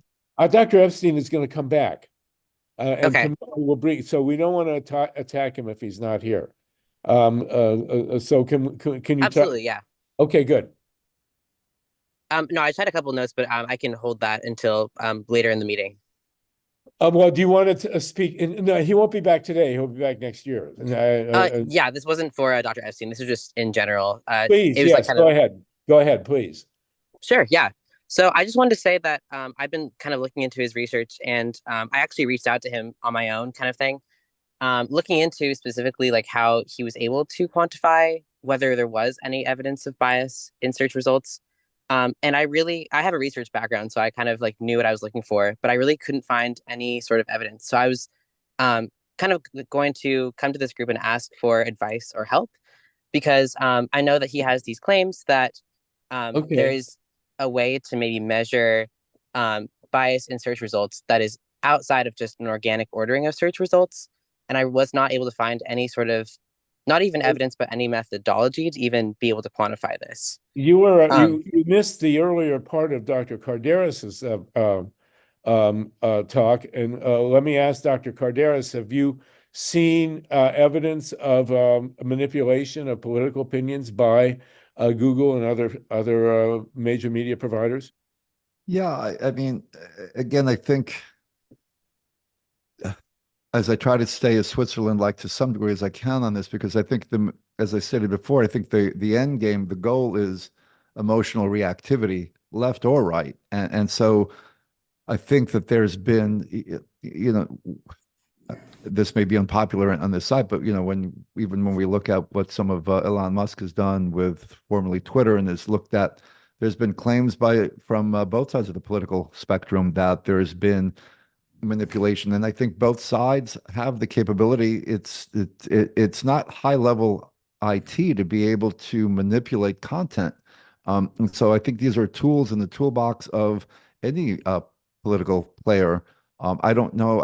I'm not going to make believe that I can speak definitively whether it's been disproportionately in either direction, other than that we're being data mined, that information is being sold to the highest bidder, and whoever those players are, they're out there across the political spectrum.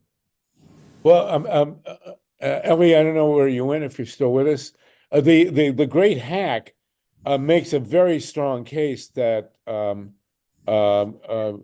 Analytica had their hands on social media in a way that helped Donald Trump get elected. And, and Dr. Epstein had various theses, which I wouldn't characterize, but I do want him to come back. I don't know what happened to Ellie. Maybe she left. But I'm here. Oh, you are. So we did not want to focus on Dr. Epstein, but this is an interesting case Dr. Carderas makes, that the goal is not left or right. The goal is chaos, basically, and dependency. Sure. And I So- think I actually agree with that. I do think that there should be like metrics in place to make sure that this tampering does not happen, because that's definitely something within the power of these like big tech corporations. I think the question I had was more specifically like if there was actually a way to measure how these results were biased, and if they were biased by the tech industry or if they were just an algorithmic sorting. And I was kind of wondering if there was even a way to do that. I do you personally think? couldn't speak to that. That's not my field of expertise. What I will want to reiterate again, what I found troubling in doing some of the research that I was doing in terms of manipulation by big tech, when we went through COVID, what's troubling is whenever you have a finite number of gatekeepers controlling information. And so we've seen that when we first went through COVID, there was everything from things, when I was younger, we didn't really have the term misinformation wasn't really in common usage. And all of a sudden, fake news and disinformation started becoming, common language. But everything from lab leak theories and who's to determine that was what was troubling when people had different types of, you had medical professionals who had opinions about everything from vaccines and therapeutics and sources of where COVID originated from, and you had people that were censoring. And I know this is where there's sort of the great divide on this, is if we're going to put some guardrails up in terms of the information, the content, who's the gatekeeper of that? How can we make sure that the gatekeepers don't put their finger on the scale in one direction or another and become good stewards of the truth? Because the truth, as we know, has some subjectivity to it.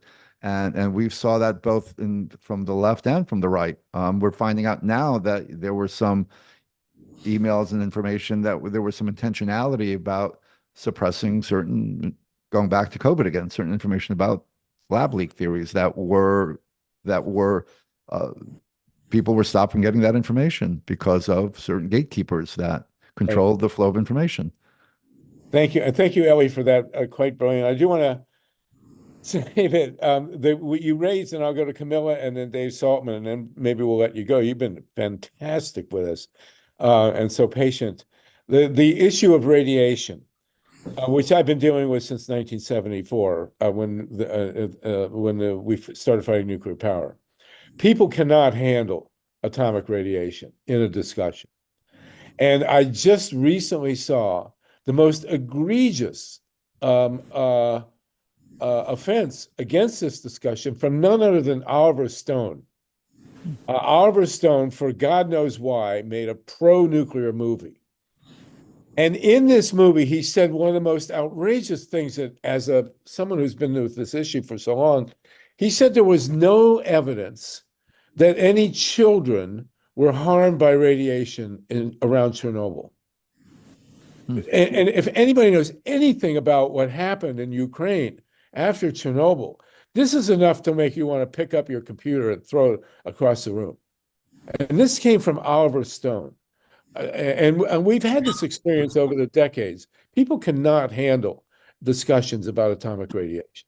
It just scares the heck out of people on the most visceral level. So I want to confirm what your experience, and let you know that it's not out of the ordinary. Let's put it that way. Camilla, please, and then Dave Saltman. Yeah, am I unmuted? Yeah, good.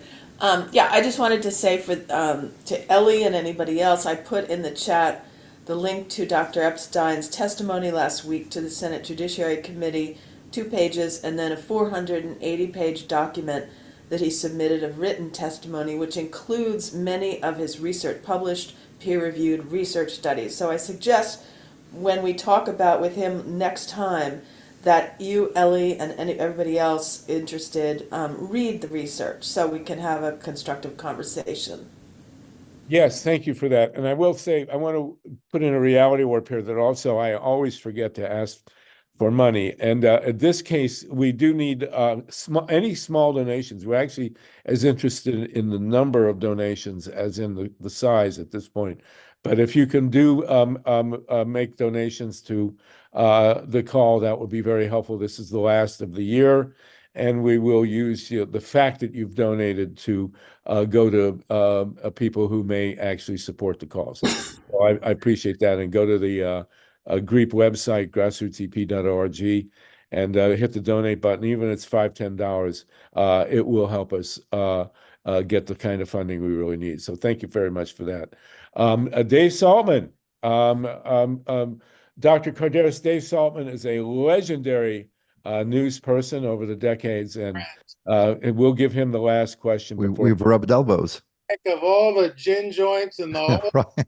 That's show right. up at Washington David. broadcast. Hi, how are you? Long time no see.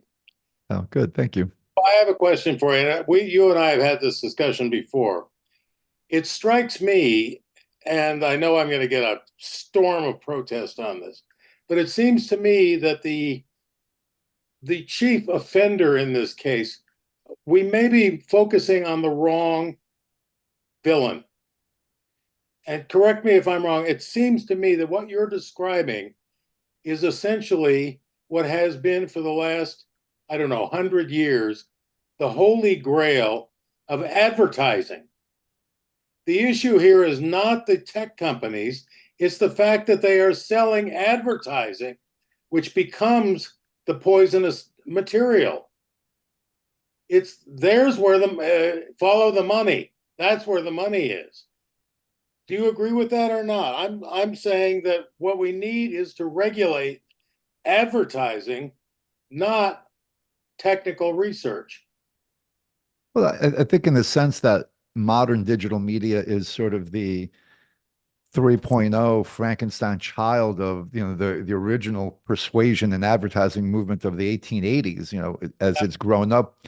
And so it's gotten more sophisticated. So now it's a behavior modification 2.0 in ways that people feel much more troubled about. I think back in the day, we used to say a jingle that our children used to hear and couldn't get out of their heads was persuasive to have them buy a little McDonald's Happy Meal. And okay, problematic, but it wasn't quite as worm-like invasive into their brains and shaping. And so I guess we're talking about a matter of degree, right? So because it is, like you said, advertising from the beginning has been about behavior modification, modifying your behavior to purchase a product.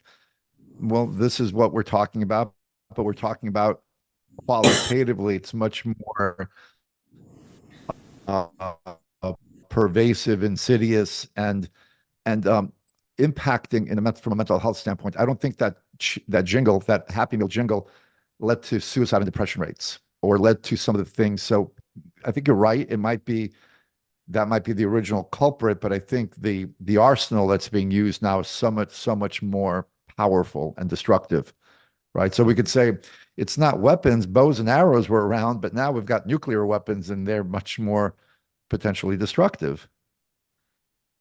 Wow. Dr. Kardaras, do you want to just give us a quick wrap, and then we're going to let you go? But we definitely want you back next year to come on with Dr. Epstein. It would be a really amazing piece of work to do that. But well, I'm appreciative of the opportunity to come on this forum to speak, because I think grassroots efforts have, in my experience over the last 5 to 10 years in fighting this battle with big tech, I've seen that this has been the solution. It's been a ground up rather than the top bottom. We haven't found a legislative top down solution, but what I've seen over the last few years is an awakening through the platforms like this, where people have begun to awaken to what's really been happening and say here and no further. And that's really been the best way to affect change. So I'm appreciative of this opportunity, and I think more power to what you're doing and what this group is doing in a variety of settings. So thank you. Thank you for what you're doing. well, thank you. And after all this, we still have 40 people with us. People on this call seem to do have an attention span. Justin, I know you want to jump in. Let me give us a couple minutes. We've got to let the good doctor go. And thank you again. And thank you, Camilla, very much for bringing, you've brought us great guests, and we do really appreciate it. So, Doctor, I will read your book. And I want to, before, hopefully by the end of the year, so I can be a little more informed. But between you and Dr. Epstein, the testimony, I have to change my history of the United States, because I wrote a history of the United States and tried to deal with the end times here, and just completely passed over the impacts of this kind of electronic manipulation, which obviously, there's Steve Caruso, thank you. Digital madness there, how social media is driving our mental health crisis, and how to restore our sanity. That would be a good one. We're now at the point, for the first time in American history, we really haven't a guy who's running for the White House who is openly fascist. It's as if fascism is his major issue. And he's selling fascism. And so as you're talking about media, the media manipulation, its end is chaos. It's selling mental chaos. This is really new in our history. And the guy who really understood it or began with it is Steve Bannon. He's very clear that he is selling chaos. And that was what Cambridge Analytica was about. Yeah. The people, for your assignments over the holidays here, we will not be meeting next week or the week after. They are Christmas and New Year's. I hate to, I'll read the book, but I hate to do this, but I'm assigning 2 videos, the Great Hack and the Digital Dilemma, or the Social Dilemma. Social dilemma. These are incredibly powerful and important pieces. Harvey, one of the things that I didn't mention that I point out in my book, Digital Madness, is I did kind of a deep dive into the psyches and psychology of some of the tech oligarchs. And because my question was, what's driving them? Is it just greed? Is it just money? Is it just more? J.D. Rockefeller was once asked, how much is enough money? And he said, just a little bit more, and so I was wondering if that's what was driving this group of Rockefellers. And what I found was when you combine a God complex, right? Because all of these folks from Jeff Bezos on down have a God complex that they've solved with their tool, with their instrument of technology. They're on a bit of an immortality quest. If you look at where they've invested, if you look where Sergey Brin and Larry Page of Google, they've invested in Calico, which is a biological life extension company. Their high priest is a guy who wrote the book, The Singularity. Oh my God, I'm drawing a blank on Kurzweil. Thank you, Ray Kurzweil. Yes. And so when Bill Gates et al., they are all big fans of Ray Kurzweil's belief that the singularity is the next phase of human evolution, where it's going to be the merger of humanity and this sort of AI cloud like next wave. And it's really frightening, but it's in their own language. I mean, it's not something that's conspiratorial, because they talk about very clearly about this next stage. And my thing has been, what makes them think that AI wants to marry a species like us anyway, a flawed biological species? They think that we're going to be this perfect match, but anyway. Well, I will get you to roll your eyes by telling you, as a historian, and I will send you a PDF of my book, of People's Spiral of U.S. History. This mentality has a very clear root in the Puritan ethic. The Puritans who came here had a delusion of immortality, and they basically viewed themselves as the chosen people. Yeah. And their leaders were considered divine. And they had, and Rockefeller's statement about always needing more money is right out of the Puritan ethic, because there is a belief. I can't resist this. I'm sorry, Mimi. Thank you for your patience. The Puritan ethic believed that money was a sign of divinity, that the more money you have, but it was more psychotic than that, because they believed that, totally believed in hell. Hell was a very tangible place to the Puritans who came to Boston in 1630 and set up basically a totalitarian state where mind control was a very big deal.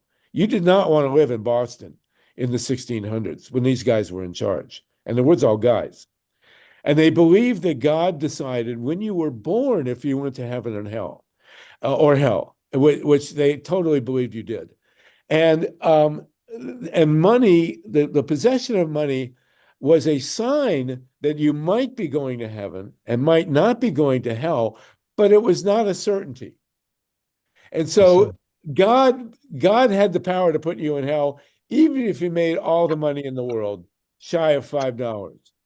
So they were always trying to get more money, but they never had the security that if they did have more money, they were not going to go to hell.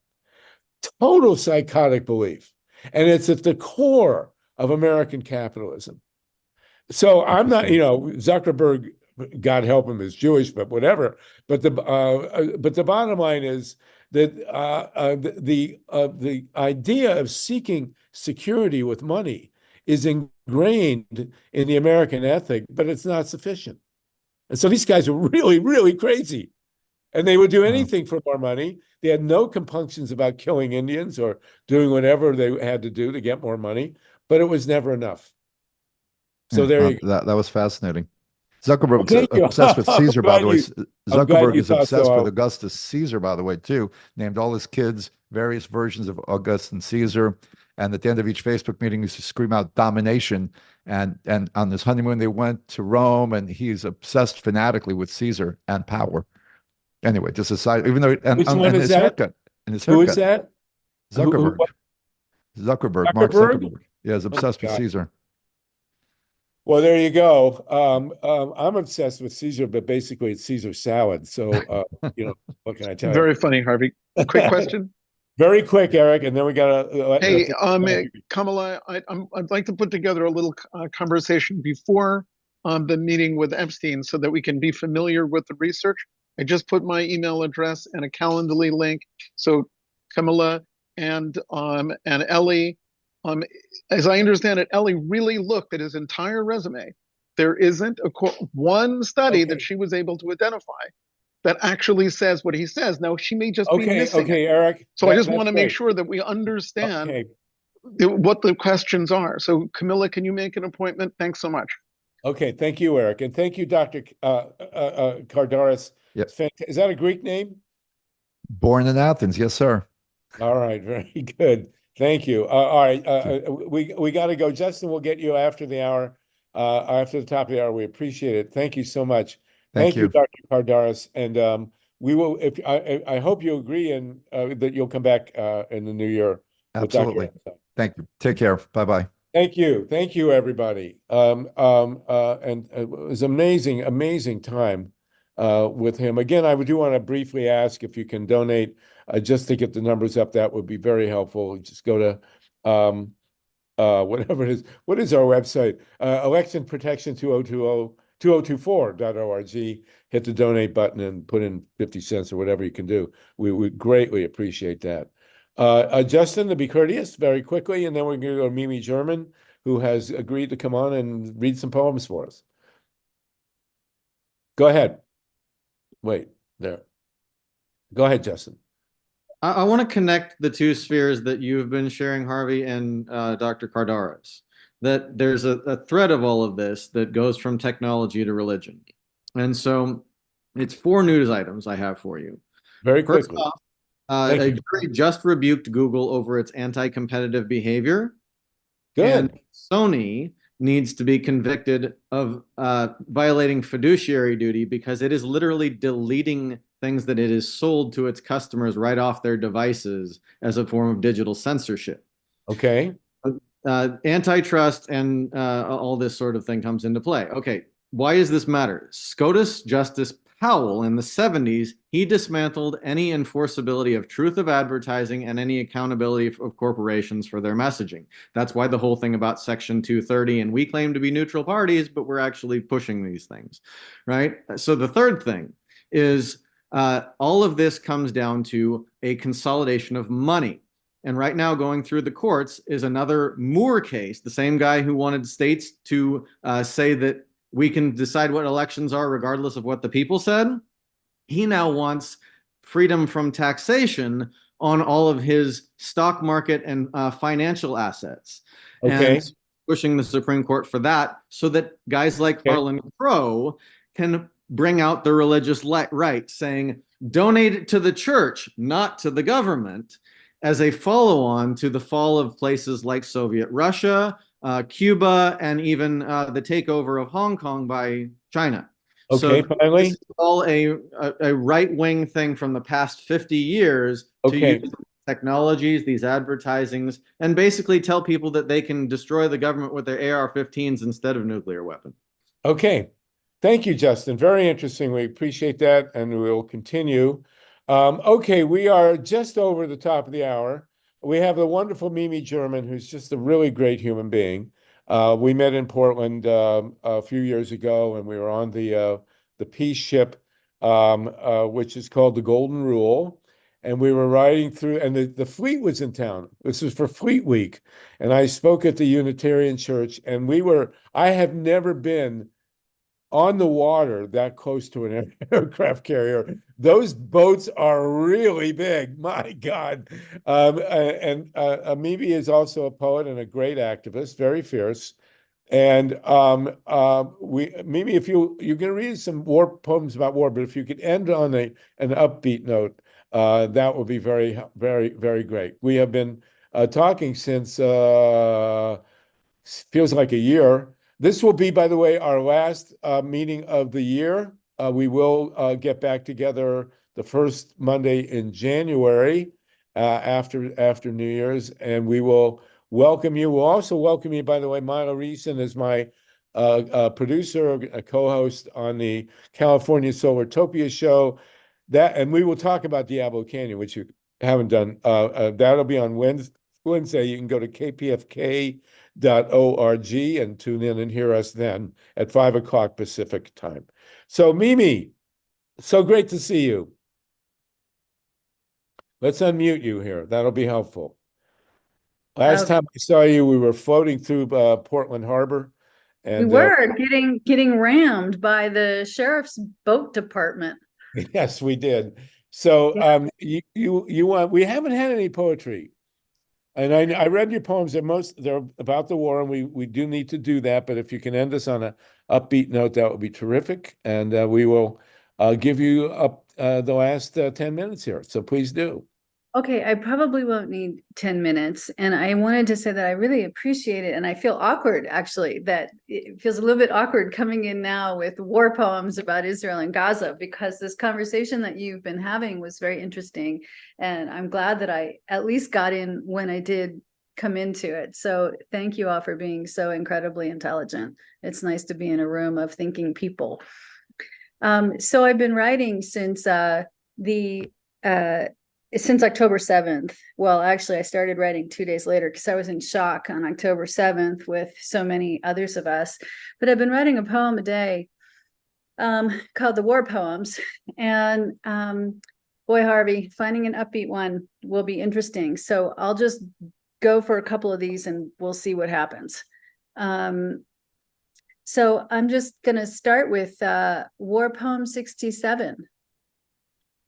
And the numbers that go with each poem are the number of days of the war plus 2 days, because I didn't start right away. So War Poem 67. I step into the mikveh of memory, the sweet scented hills of mint, of time surrounding the city. O Yerushalayim. The quarries of stone that built the temple became cisterns to hold the holy waters of life. For a people to exist and to have suffered for so long in war, we must never forget love. Wow. That's a beautiful poem, Mimi. Thank you so much. Thank you, Harvey. That's upbeat enough for me. Upbeat enough. Should I stop there then? Well, this Okay. one's upbeat too, maybe. Go ahead, do one more, please. Okay, War Poem 56. To the apples in the orchard, please forgive that I have let you tumble, that I could not catch you when you fell into night. You rolled to the fences, then spoiled in darkness, your core softening in dreamlessness. My arms are not wide enough to become the tree upon which you turned sweet. My roots uproot under the skyless dome of grief. So clearly not. That's good. That's good. That's good. That's good. That's good. Do another one if you got one, please. We haven't had poetry. This is the 161st thing. We've never had a poet. So please, okay. Interesting. Go ahead. Well, thank you for having me on here. Please, beautiful. War Poem 69. The clothesline frays from the weight of frost and frozen barbs. Rabbits scatter from fence post to tree, hiding from the great horns of owls. In the fog of clouds, coyotes hover, singing songs of catching prey. The sun is on the run, and in the house of war, the chairs are empty and the tables have been turned. Wow. Okay, you promised 4, so one more, please. Oh, okay. Are you guys okay with Yes, I'm this? good. Okay. And we usually convene, we usually go our separate ways at 4:20. So you can finish your 4th poem and then go light up. Do this, and this one is for 3 of the hostages that were killed by so-called friendly fire. War Poem number 68 for Yotan, Haim, and Samer. They waved a white flag, yet perished in a deafening rain of what militaries call friendly fire. My heart thunders in barren tundra, frozen in the clothespins of sorrow. Wow. Thank you so much for that. And I do want to mention also, I have a relative in our family circle here who was born with problems and never really came out to a certain level, but was absolutely a gorgeous piece of humankind, and she passed away yesterday. And I just want to say goodbye to Judith. We hardly knew you, but we will absolutely miss you. And Mimi, thank you so much for that.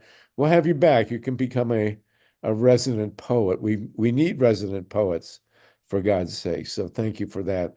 Myla Reese, and thank you really. And Mimi, we've only seen each other once when I was in Portland together, but you're a presence and you're a fabulous human being. And thank you so much. Harvey, you may not remember, but we met Mimi at the Grange gathering in San Luis Obispo. Oh, when yes. we were all gathered and we thought that we were going to shut Diablo right away. And it's so wonderful to see you, Mimi, and your extraordinary poetry. It was so much fun meeting you back then. And I hope you'll come back and be part of our gathering going forward. Well, we want to give you a commission, Mimi, and Myla, and this is, maybe you can read this. We would like you to write a poem. Since that commemoration at the Grange in San Luis Obispo was in celebration of the agreement that was supposed to shut Diablo Canyon. And Gavin Newsom was a signee to that, and he has now betrayed us. And so maybe your commission, if you're willing, and come with a huge stipend, of course, to write a poem about Gavin Newsom's betrayal at Diablo Canyon. This is serious stuff. This guy's on the front page of the LA Times. You know, they're checking out, can he be a president? He has clearly showed a paucity of spirit and honesty that is insupportable. So the great reminding me of that, Mila. And if you're game, whenever you do it, plenty of time, whenever the spirit moves you, as we Quakers say, please do it. That's in one of my poems, Harvey, going to Quaker High School. So yes, I'm going to take you up on it. Excellent. Excellent. Wonderful.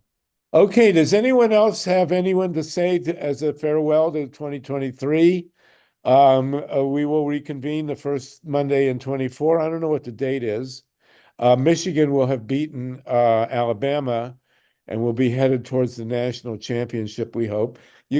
I won't ask you, Mimi, to write a poem about that, but nonetheless. Harvey, I think it's going to Mila, be, go ahead, please. that's going to be the 8th of January, Harvey. January 8th. And The we first Monday, I guess, is New Year's Eve or New Year's Day.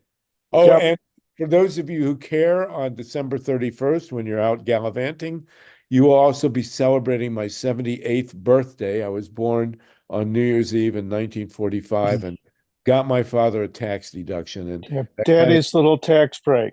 yeah, I did it. Yes. And he promised my mother that he would not name me Harvey, and he did.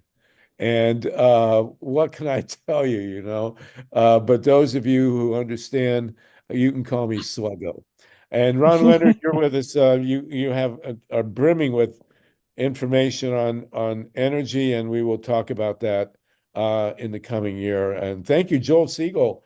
Great to have Joel Siegel with us through all this. And you're just, I have to say, I was very proud as a parent here of all 25 of you or less, or whatever it is, but of the quality of the discussion that we had with the good doctor today.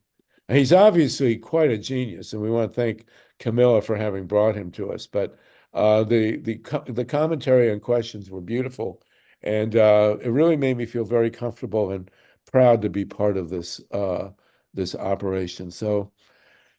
Anybody else? Thank you again, Camilla, and thank you all the rest Yeah, of you. Marla, Mila? just hold for a second. I just want to thank you, Sluggo, for giving the pledge fund pitch Oh yeah, for I always- donations. And Steve Caruso, could you please jump on and tell everybody the website that they can donate to keep us zooming in the new year? grassrootsep.org/donation. Singular. Just So Yeah, Harvey, Go ahead. my father's name was also Harvey, and he had a premonition that I think goes to us all for the end of the year, which is, if you live long enough, people will eventually come around to your way of thinking. there you go. And the truth will will out. And if we stay on long enough, maybe some people will pitch in some donations. That would be great. And I have to. And can I just also acknowledge the extraordinary conversation between our Dr. Nancy Naparko and our guest today? I thought that it was really an exceptional conversation between the two of you, and I really appreciate what you had to say, Nancy. Well, Nancy is quite knowledgeable and quite brilliant, and it's great to have her on. And at the end of this year, I do want to acknowledge 4 of the people that I came to know in Los Angeles who have left us, starting with Will Ryan, Nancy's fabulous partner, and Jerry Manpearl, who just left us, and the wonderful Ed Asner, who's completely on Lila Garrett. I moved to LA and met these 4 people, among others, and just such an honor and a privilege. I will give you a quick movie review also, then we'll go to Wendy. I did watch with Milo last night, Barbie, the Barbie movie. I found it completely unwatchable, and I combined sleep with TV. There were some great lines in it, I have to say, but I did fall asleep a number of times. But go ahead and watch it. I found Oppenheimer way far superior, but that's just me. Go ahead, Wendy, please. Thank you. Since you mentioned Ed Asner, I actually grew up watching him on syndicated Mary Tyler Moore. Yeah, he reminded me a lot of my dad. So I appreciate, just that vibe, being here with you guys. Like I remember the first time I ever logged in. It's been like 2.5 years now that I've been a part of the group, and I'm just so blessed and grateful for everybody on it, especially Harvey for having us and just all the wisdom and humor that you bring to us, and certain members of the group, every one of the members of the group, and then like all the diversity and just your years of awesomeness that you bring.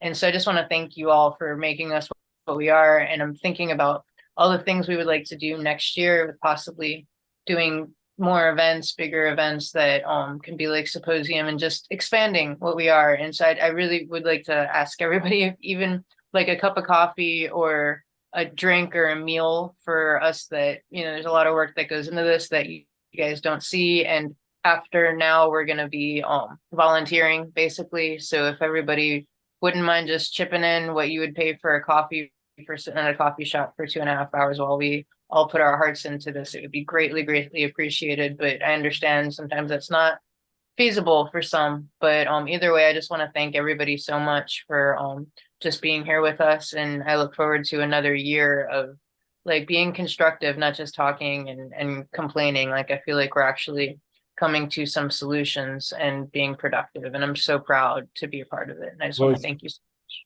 Great to have you with us. I will mention one other dear departed friend, this shirt, which I got for $8 at a thrift shop on Martha's Vineyard. I always wear in honor of Abby Hoffman, the great activist who was my good buddy and who actually wore a shirt like this.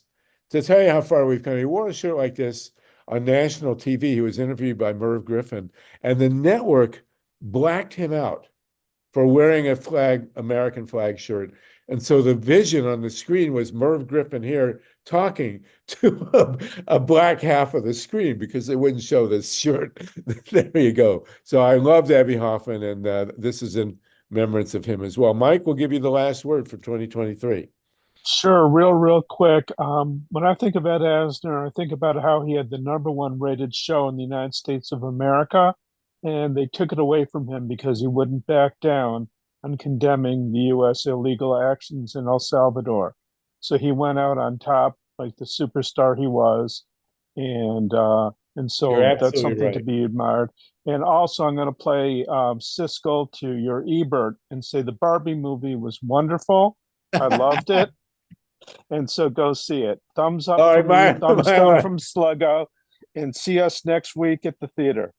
Yes, see us in 3 weeks. Oh, there right he here. is. Look at that. Oh my God.